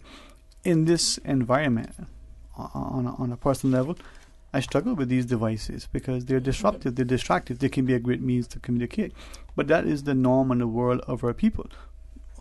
Just to emphasize it, on one hand, we're seeing research coming out, potential warnings from the World Health Organization is going to say, hey, we need to do something to limit how loud this device is being able to be played in our ears, and yet medical practitioners are sharing that they're seeing increasingly challenges to hearing loss in a particular segment of the population. When we look at how bullying, for want of a better way to phrase it, unfolds within our society, it's no longer, at least when I was young, you tease a child in school, a child goes home, cries, parent comes back and deals with the issue, but you have that break. Now it's continuous. We even term it cyberbullying, almost giving it this euphemism. The child is bombarded with this thing constantly. Where are we in Cayman looking at it? I mean, I have a thought, but let me just drop that on your table, being that that big brain of Dr. Colleen Brown. Well, cyberbullying is extremely difficult for kids in particular. Like you're saying, I think it's very hard because you're right. It doesn't stop in one environment. It's entering their bedrooms. It's in the household with them, and that is actually the bullying. That is there is still bullying. Don't get me wrong. There's bullying with kicking and hitting and shoving and everything like that. And that is some of the when we look at the National Drug Council data, that is some of the bullying that is coming up. However, at the same time, relational bullying, which is more verbal abusive bullying, emotional abuse, that kind of bullying is coming up pretty readily as well, and that would include cyberbullying. And that kind of information, so at this point, it can be very difficult because there are, I was recently at the National Youth Council, that they had a presentation, and we talked about cyberbullying was actually one of the topics. And there are laws on the table right now discussing cyberbullying and things that can be done. The problem is among kids is, kids could be pretty slick about it. Yeah. So that's part of the thing is a little bit of these workshops are part of helping parents, caregivers, and school personnel to try to identify what are signs that you can see in a child without them directly saying, hey, I'm being cyberbullied by Joe on Snapchat or something to that effect, just because they're not always going to tell an adult. Right. And I think, too, from that perspective, parents probably don't know, can't see, the child is right there in front of you on the device that you more than likely as a parent has paid for, is paying for, and you don't see any visible sign. And to what extent are you as a parent informed, involved, sufficiently able to monitor the device to know what's going on? Because the parent is probably, I don't want to say always, but perhaps often oblivious, unaware of the extent and to what nature. And it's extremely important that the adults in the household, whether it's the parents, whether it's the caretakers, that they are involved and that they be as informed as possible. Again, coming out of the NDC survey, it's interesting because more girls than boys experience bullying, but the other component is as well that more girls than boys bully others. One of the forms, as indicated, the phones, social media is often utilized. Again, if as adults, if as parents, we don't know what our children are doing or what our children are experiencing, it's going to be very difficult for us to address these things. And I cannot emphasize it enough. It's so important that we, again, not wait to find out about these things after the fact, but that we truly come out and educate ourselves and take that preventative approach, because that could be the difference in a child's life. These are important factors. We know already, Dwayne, that our children are going through different times than we went through growing up. It's a lot of peer pressure. It's a lot of challenges out there. And so, they're already experiencing a lot of things, and they're just trying to adjust to all of the developmental changes. I mean, those are huge pieces just all on its own. Right. And so, when you have the additional pressure and the bullying that is coming from your peers, and we're talking about year 7 and 8, that's where we're seeing a lot of this. What age is that for those of us? Year 7 is about 11, 12. Okay. All right. And again, those are average. We're not saying that is outside of the age range. The ages varies, but... Right. But when we come back from the break then, could we ask about a couple of things? Is there a way to identify the bullying and the different types of bullying that may exist? We've alluded to some of it, but to give the parents the tools, as it were. We can talk about the upcoming workshops, when, where, and the importance of us as a community. Attending, participating, getting actively engaged. It's not just for the schools, it's for all of us. And it's not just for our children, but their friends. How is that affecting, us? Thank you very much for your time. And as we return from our news break, looking forward to you sharing more with us. So to our listeners, join us after the news. Stay tuned for Talk. Radio K-Man. Radio K-Man's newsroom. These are the biggest stories right now. Auger has advised Cayman National Corporation on its response to the tender offer by Republic Bank Trinidad and Tobago Limited to acquire up to 74.99% of its issued share capital from Cayman National shareholders. The offer period expired on March 8, 2019, and settlement of consideration to Cayman National shareholders was initiated on March 13, 2019. Good afternoon. I'm Dion Anglin with your headlines. In news elsewhere, Juventus forward Cristiano Ronaldo has been charged with improper conduct by UEFA for a goal celebration in the win over Atletico Madrid in the last 16 of the Champions League. The 34-year-old appeared to mimic Atletico boss Diego Simeone, who turned to fans and grabbed his crutch during his side's 2-0 first leg victory. UEFA will rule on the case on March 21st. 2 subway trains have collided during a new signal system test in Hong Kong, halting services and threatening travel disruption for millions of commuters. The incident occurred between the Central and Admiralty stations before the service was opened to the public early this morning. And a dead whale that washed up in the Philippines had 88 pounds of plastic bags inside its stomach. That's what researchers have said. Workers at the Bone Collector Museum recovered the Cuvier's beaked whale east of Davos City earlier in March. There were 16 rice sacks in its stomach as well as multiple shopping bags. That's a wrap of your headlines. I'm Dion Anglin. Radio Cayman, the voice of the Cayman Islands. What's happening in your community? News and information, music and more. You can find us. www.radiocayman.gov.ky. Like us on Facebook and follow us on Twitter. Radio Cayman is your choice, your voice for today's biggest news. Radio Cayman.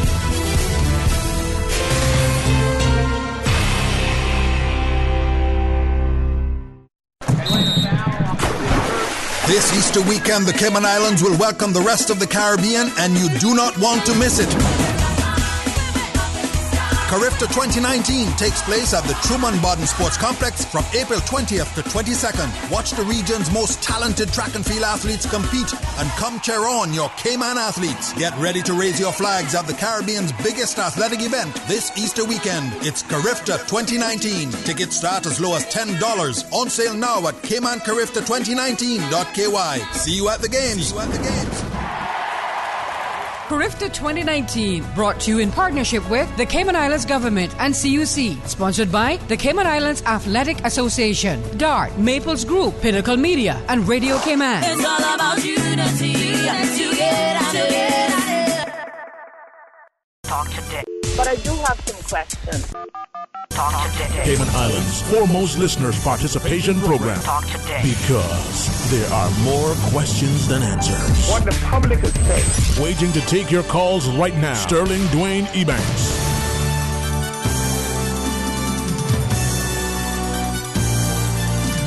Hey, good afternoon and welcome back. Thanks for joining us. And certainly, as we had a chance to continue our discussion, we hope that you would, as a community, become actively engaged, involved, and be in attendance at some of the upcoming public meetings in the studio. Ms. Teresa Echenike, the Chief Officer in the Ministry of Community Affairs, together with two of the board members over the Alex Panton Foundation, Dr. Colleen Brown and Mr. Shane Purcell. When we look at our communities, well, I asked prior to the break about identifying types of bullying and so on.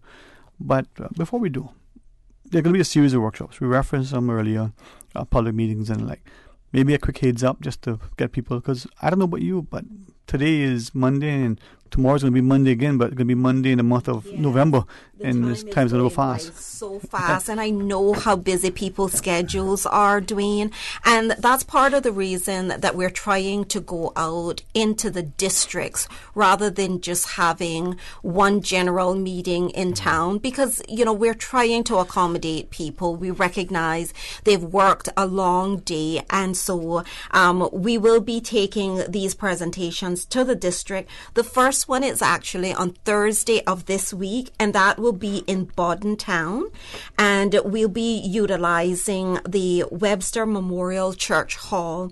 The presentation will start at 6:30, and the ministry will ensure that we have some refreshments there. Again, we understand and we appreciate people are rushing home from work, but these are such important subjects that we are encouraging people to come out to them and to hear what is being said. And because we're scheduling it throughout the various districts, if you miss one and you happen to be in another district, or you can attend another district, we invite you to come out to any of the presentations.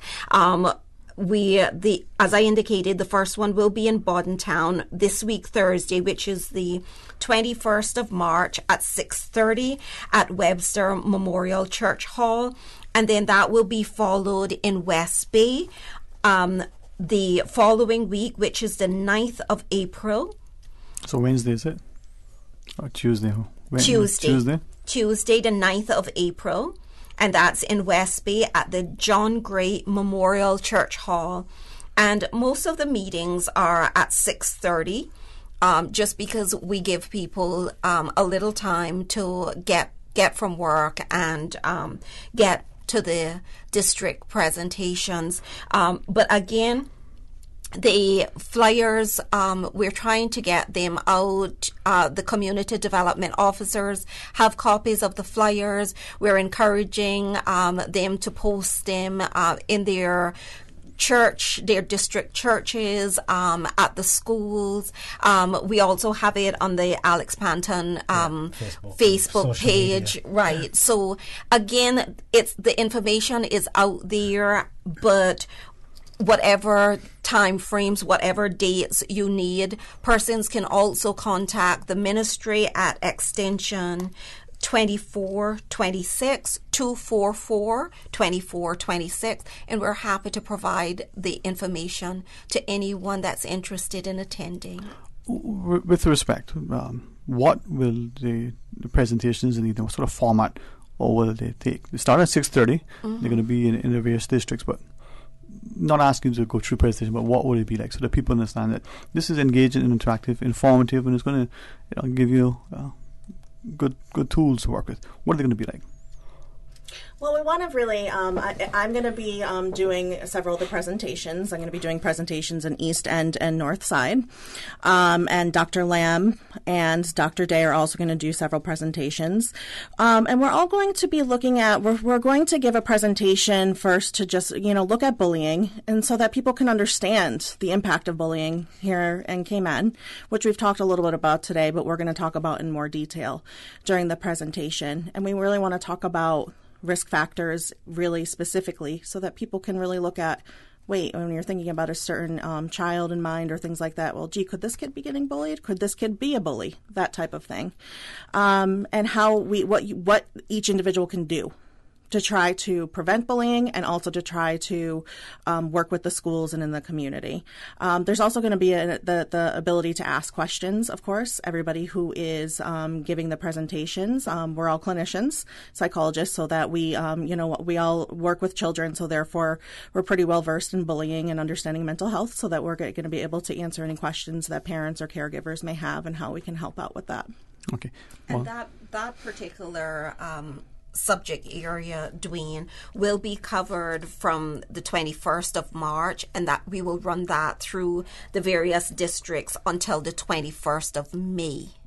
So we've broken the themes into two categories, and the bullying in the mental health outline that Dr. Brown just spoke of will start on this week, Thursday, the 21st of March, and then throughout the districts, it'll run until the 21st of May.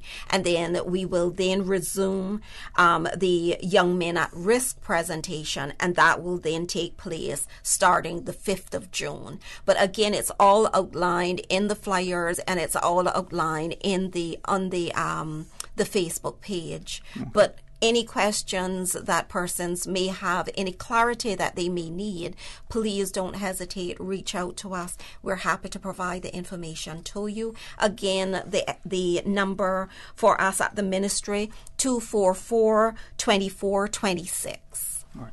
We do have a caller online asking a question, seeking clarification, perhaps sharing a comment. In the studio, Ms. Teresa Echenike, Dr. Colleen Brown, and Shane Purcell are our guests. Good afternoon. Welcome. You're on Talk Today. Good afternoon, sir. How are you all? Blessed and thankful. Hello. Hi, good afternoon. Good afternoon. I want to say to the panel there, I think a lot of bullying starts in the workplaces. And I think when we are going to these meetings, I think we need an answer. We need to ask questions and have perfect answers. And we don't want anyone being corrupted and telling us a pile of cowardness or bullying or anything else. We want proper answers, because a lot of that bullying is going on right into that office right there that needs assessment unit. Thank you. Have a good afternoon. Thank you. And, well, I guess as we look at bullying, it can be the adult as well as the adolescent. It can be in the corporate environment as well as in the community, the school, as well as perhaps in other social settings. Dwayne, there's obviously no limit in terms of where these things can take place, and whether it's the school setting, the employment environment, or right within the home setting. I think that the reason that we're having these presentations is to be able to get the word out. We're not going to pretend that we have all of the answers, but what we're trying to do is definitely get information out to the community to look at the issues at hand. And if persons have any specific information that they feel is important for us to look at, to address, to take into consideration, especially if it's an organization that the ministry is responsible for, we're happy to hear that. And so we will not be shying away from that. And I invite people to contact me as necessary. Again, the same extension that I provided earlier on, I can be reached if there are specific concerns that is relevant to any of the departments that I am responsible for. But again, this is a brilliant opportunity for persons to come out to hear the information that is being presented. We can all learn, and I say we, the professional as well as, you know, the whomever, the caretaker, the professional in the environment, we're all learning. I said to someone recently, because my daughter is now 12, that I did not get a manual when she was born. And so there are things that I'm learning as I go. And when I go to these presentations, the previous one as well as any of the presentations from the Alex Panton Foundation, I'm always learning as well. And so I appreciate that. And again, I'm so grateful for the hard work, the dedication, the commitment that the Alex Panton Foundation is offering to our community, because when they're able to work with the government of the day, we are providing a safer and a better community. We're empowering people, and that's what we're here for.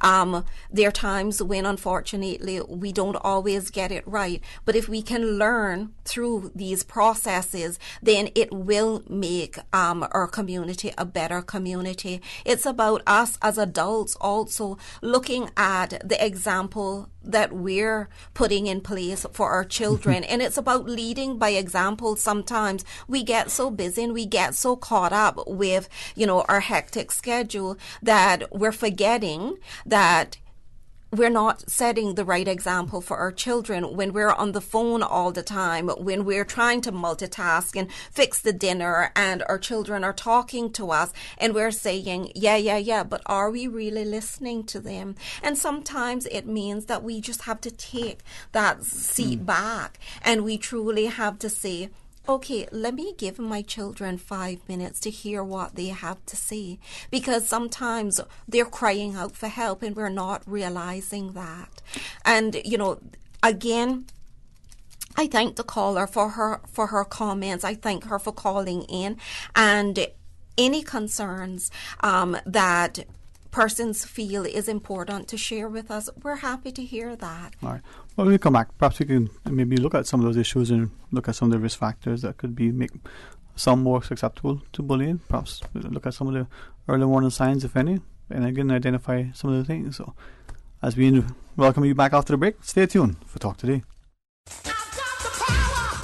Advance Automotive introduces the strongest, most advanced Silverado ever. Built on the legacy of the most dependable full-size pickups on the road, the Silverado offers enhanced aerodynamics and a more muscular presence. Life's more fun with a truck. Get the perfect balance between work and play with the Colorado. Sand, asphalt, or mud. You can't go wrong with the most capable off-road truck in its class. Visit the Advance Automotive showroom on Owen Roberts Drive or AdvanceChevrolet.com. Don't just drive the road, live it.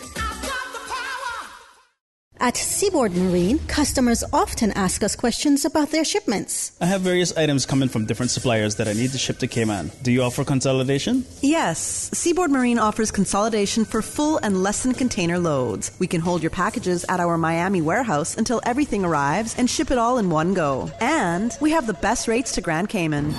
Visit seaboardmarine.com for more information. Shipping shore to shore.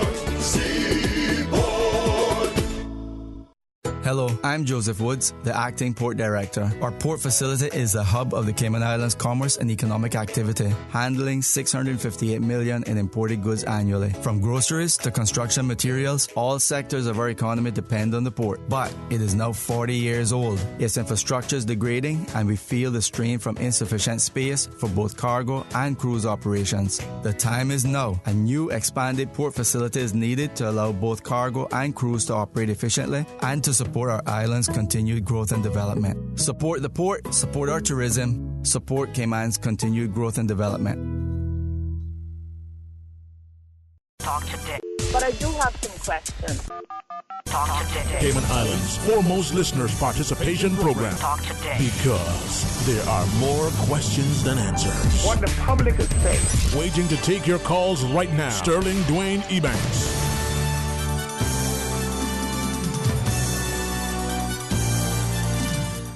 Hey, good afternoon. Welcome back. Thanks for joining us in the studio. Chief Officer Teresa Echenique, together with Dr. Colleen Brown and Shane Purcell from the Alex Ponton Foundation as board members joined us as we have this discussion. I shared this just looking at a comment earlier, and I was trying to figure out how, do I read the comment verbatim? Do I try to reinterpret it to imagine what was being shared? And the comment is saying to the extent that sometimes the word bullying, we've used it so much that it's almost become this, I don't want to use the word cliche as the commenter shared, but we have failed to appreciate how significant it is, how perhaps widespread it is within our communities, that we may, according to the commenter's perspective, we may be confining it only to our children or adolescents and not appreciating it even as adults, the way we treat our co-workers, the way we speak even sometimes to our quote-unquote colleagues, friends and whatever, that we are probably exhibiting a sign of bullying. So could we step back for a second to remind listeners that the act of bullying may be these things. It may be that physical threat, or it may just be a strong stare. You better conform. What is bullying? How do we identify it, define it?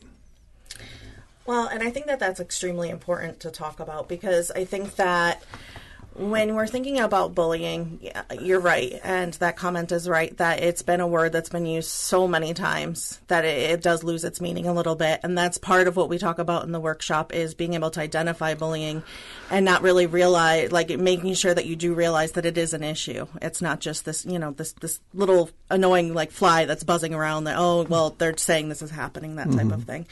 It's really, bullying is really a repeated behavior that's happening between two individuals that is making a person have either physical or emotional or mental distress.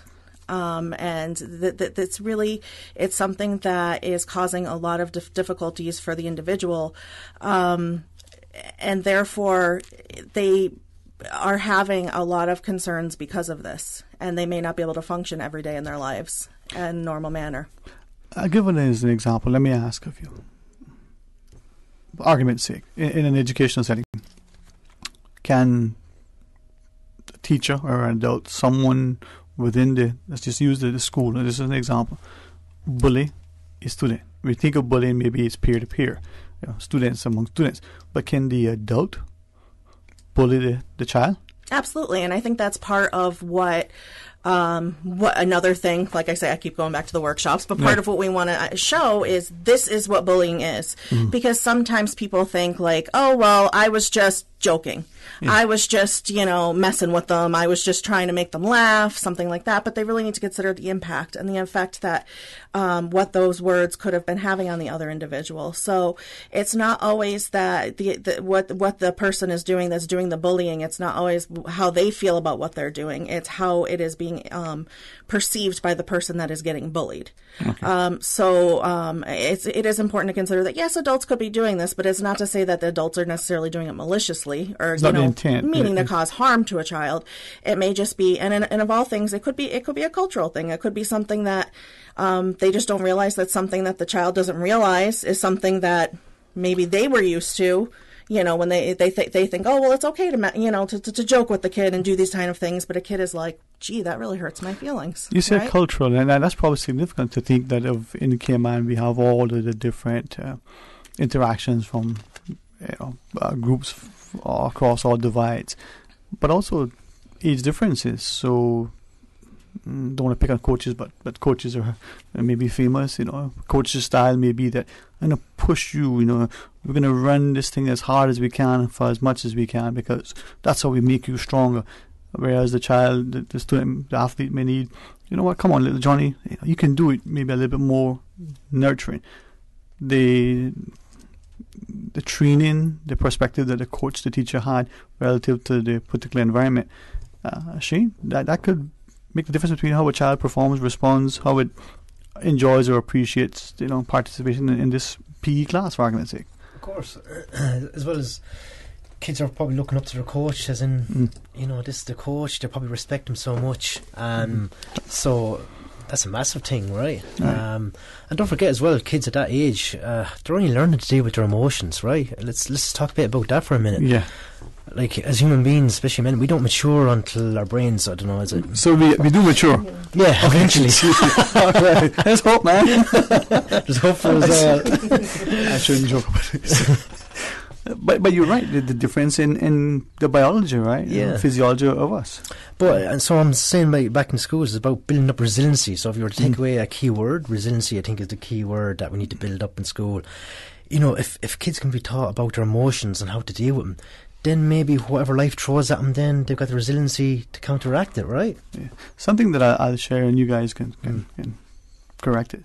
You know, I think Winston Churchill, Sir Winston, was quite resolute, and he has many little sayings that many of us remind. And the one he talks about, a strong silent man, he's silent because he has nothing to say, and he seems strong because he says nothing. And that's probably the takeaway that I look when people see that the guy isn't saying anything. He's silent and strong. No, look beyond it. Go deeper and recognize that inability or unwillingness to share that emotional counterpart. It's probably because there's an ability to express it. We need to be mindful and not expect the cultural that men don't cry, men. No, it takes a tough man to be able to deal with these issues. Dr. Brown, then from that perspective, as we look at bullying, certain risk factors that make some more prone. There are risk factors, and every time I give out risk factors, I always give the disclaimer that just because a child has a risk factor does not mean that they are going to be bullied or whatever topic we're discussing at the moment. I always like to put that disclaimer out there. But a lot of times when bullying occurs, it's something that makes a child stand out. So if a child has a disability, it could be they may have a learning disability. They could have a mental illness. It could be a child has, maybe they make specific social choices. So, for example, a child chooses to dress differently than everybody else. It could be something such as sexual orientation, choosing, to lead a homosexual lifestyle. That makes them different than their heterosexual, mainstream. It could be anything such as religion, ethnicity. Any of these kind of things can really make somebody become a target of bullying. It can also if someone is perceived as having some kind of difficulty, or perceived as having some sort of difference, but may not actually have it. But yet, this is what we keep talking about, this rumor mill and this relational bullying, which is the verbal, little Johnny has Sometimes that can actually start the bullying. So the children just thinking that individual is different or something happened.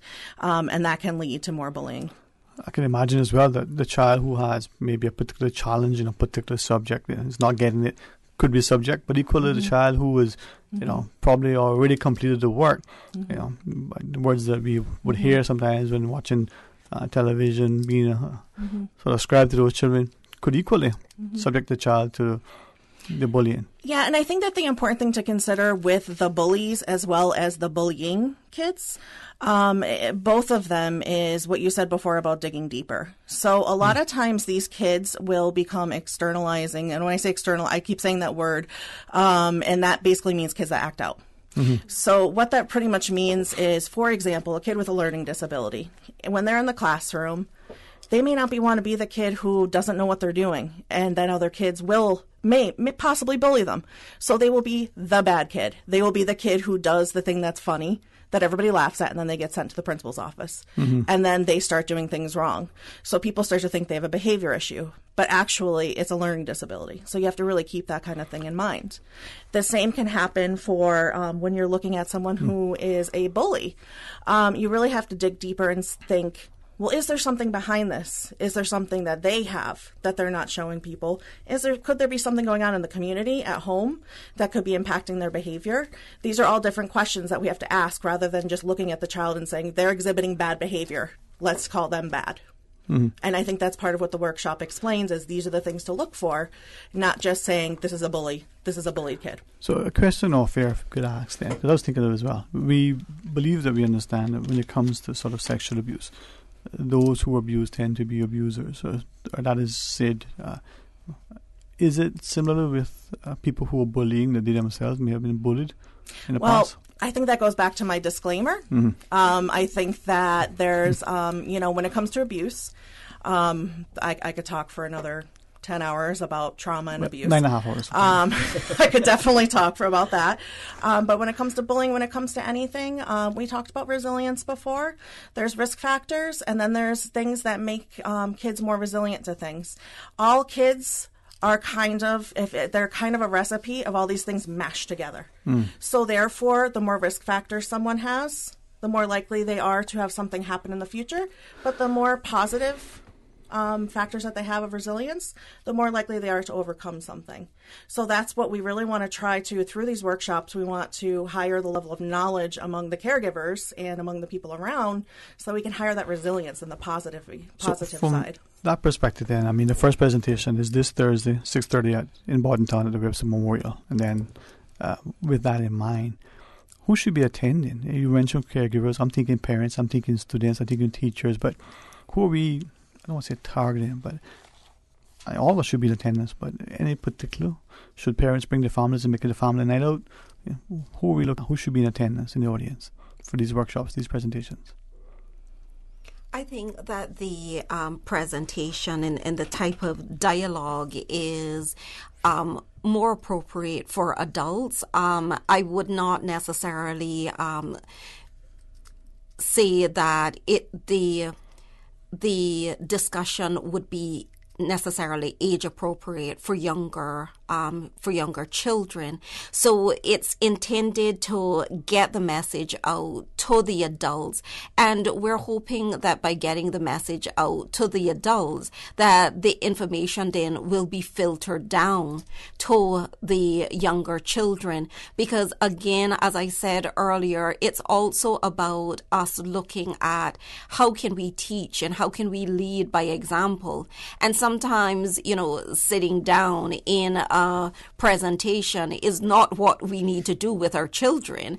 We can teach them much better, but it has to start off by, as adults, we must first understand what is it that this means, what is it that we're looking for, identifying, how can we best address these things. And so then we would be in a better position to interact and to understand sometimes what our children are going through. So I would say any adult, because as previously indicated, it is, bullying can happen across the board.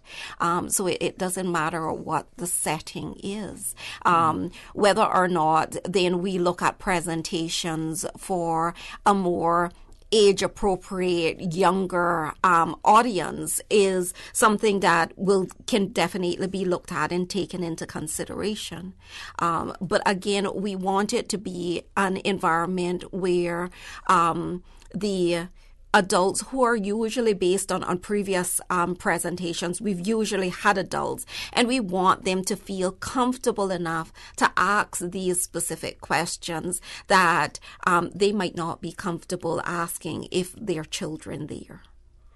Well, I'm glad that we are able to have these discussions in our communities, and perhaps as adults in particular, whether we're volunteering through our schools or whether we're participating in our youth groups or we're coaches or we're educators that we see within our classrooms and our extended communities, the challenges. As we close out the discussion, perhaps Shane, start with you first. This notion that men, fathers in particular, some of us have a very open, frank dialogue with our children. Some of us perhaps struggle more, or at least we think we do, than say our spouses or our sisters, because we don't have, and we fill in the blank. Any sort of maybe parting words you may want to share in relation to attending the workshops, the work of the foundation? Well, I guess when it comes to the adults, and especially the men, as you talk about, it's almost like trying to build up the rapport, right, with your son or whoever might be in the community that you're trying to help. And if you can break down any barriers, go and play a sport, and then you can open up that line of communication, and maybe it's a part of trust, maybe that your son or the other community member, the young kid, maybe will build up that trust where they feel comfortable talking to you more and more about other things, right? So I think trust is I suppose, is a big thing. Yeah. That's important. Yeah.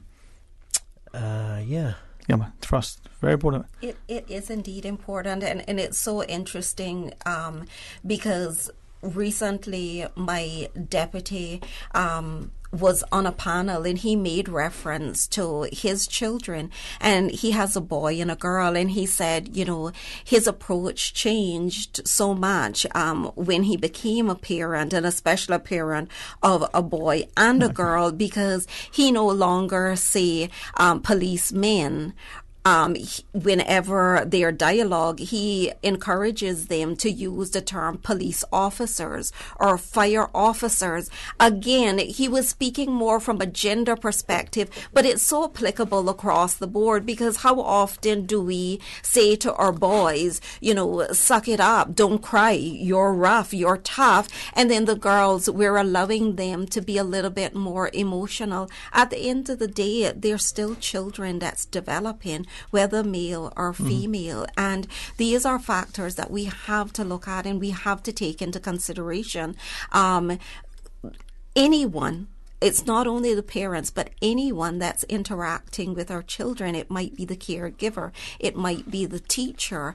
And again, I said off air, but it just might be me as a neighbor, because again, although my focus might be on raising my daughter, if the young man next door is doing something and I completely ignore that, I'm not doing justice to him, to our community, and I don't know if years later that's who my daughter might wish to select as a husband. So my contribution to him should be as if that's my child and I want what is best for him, because who knows, he might be my son-in-law one day.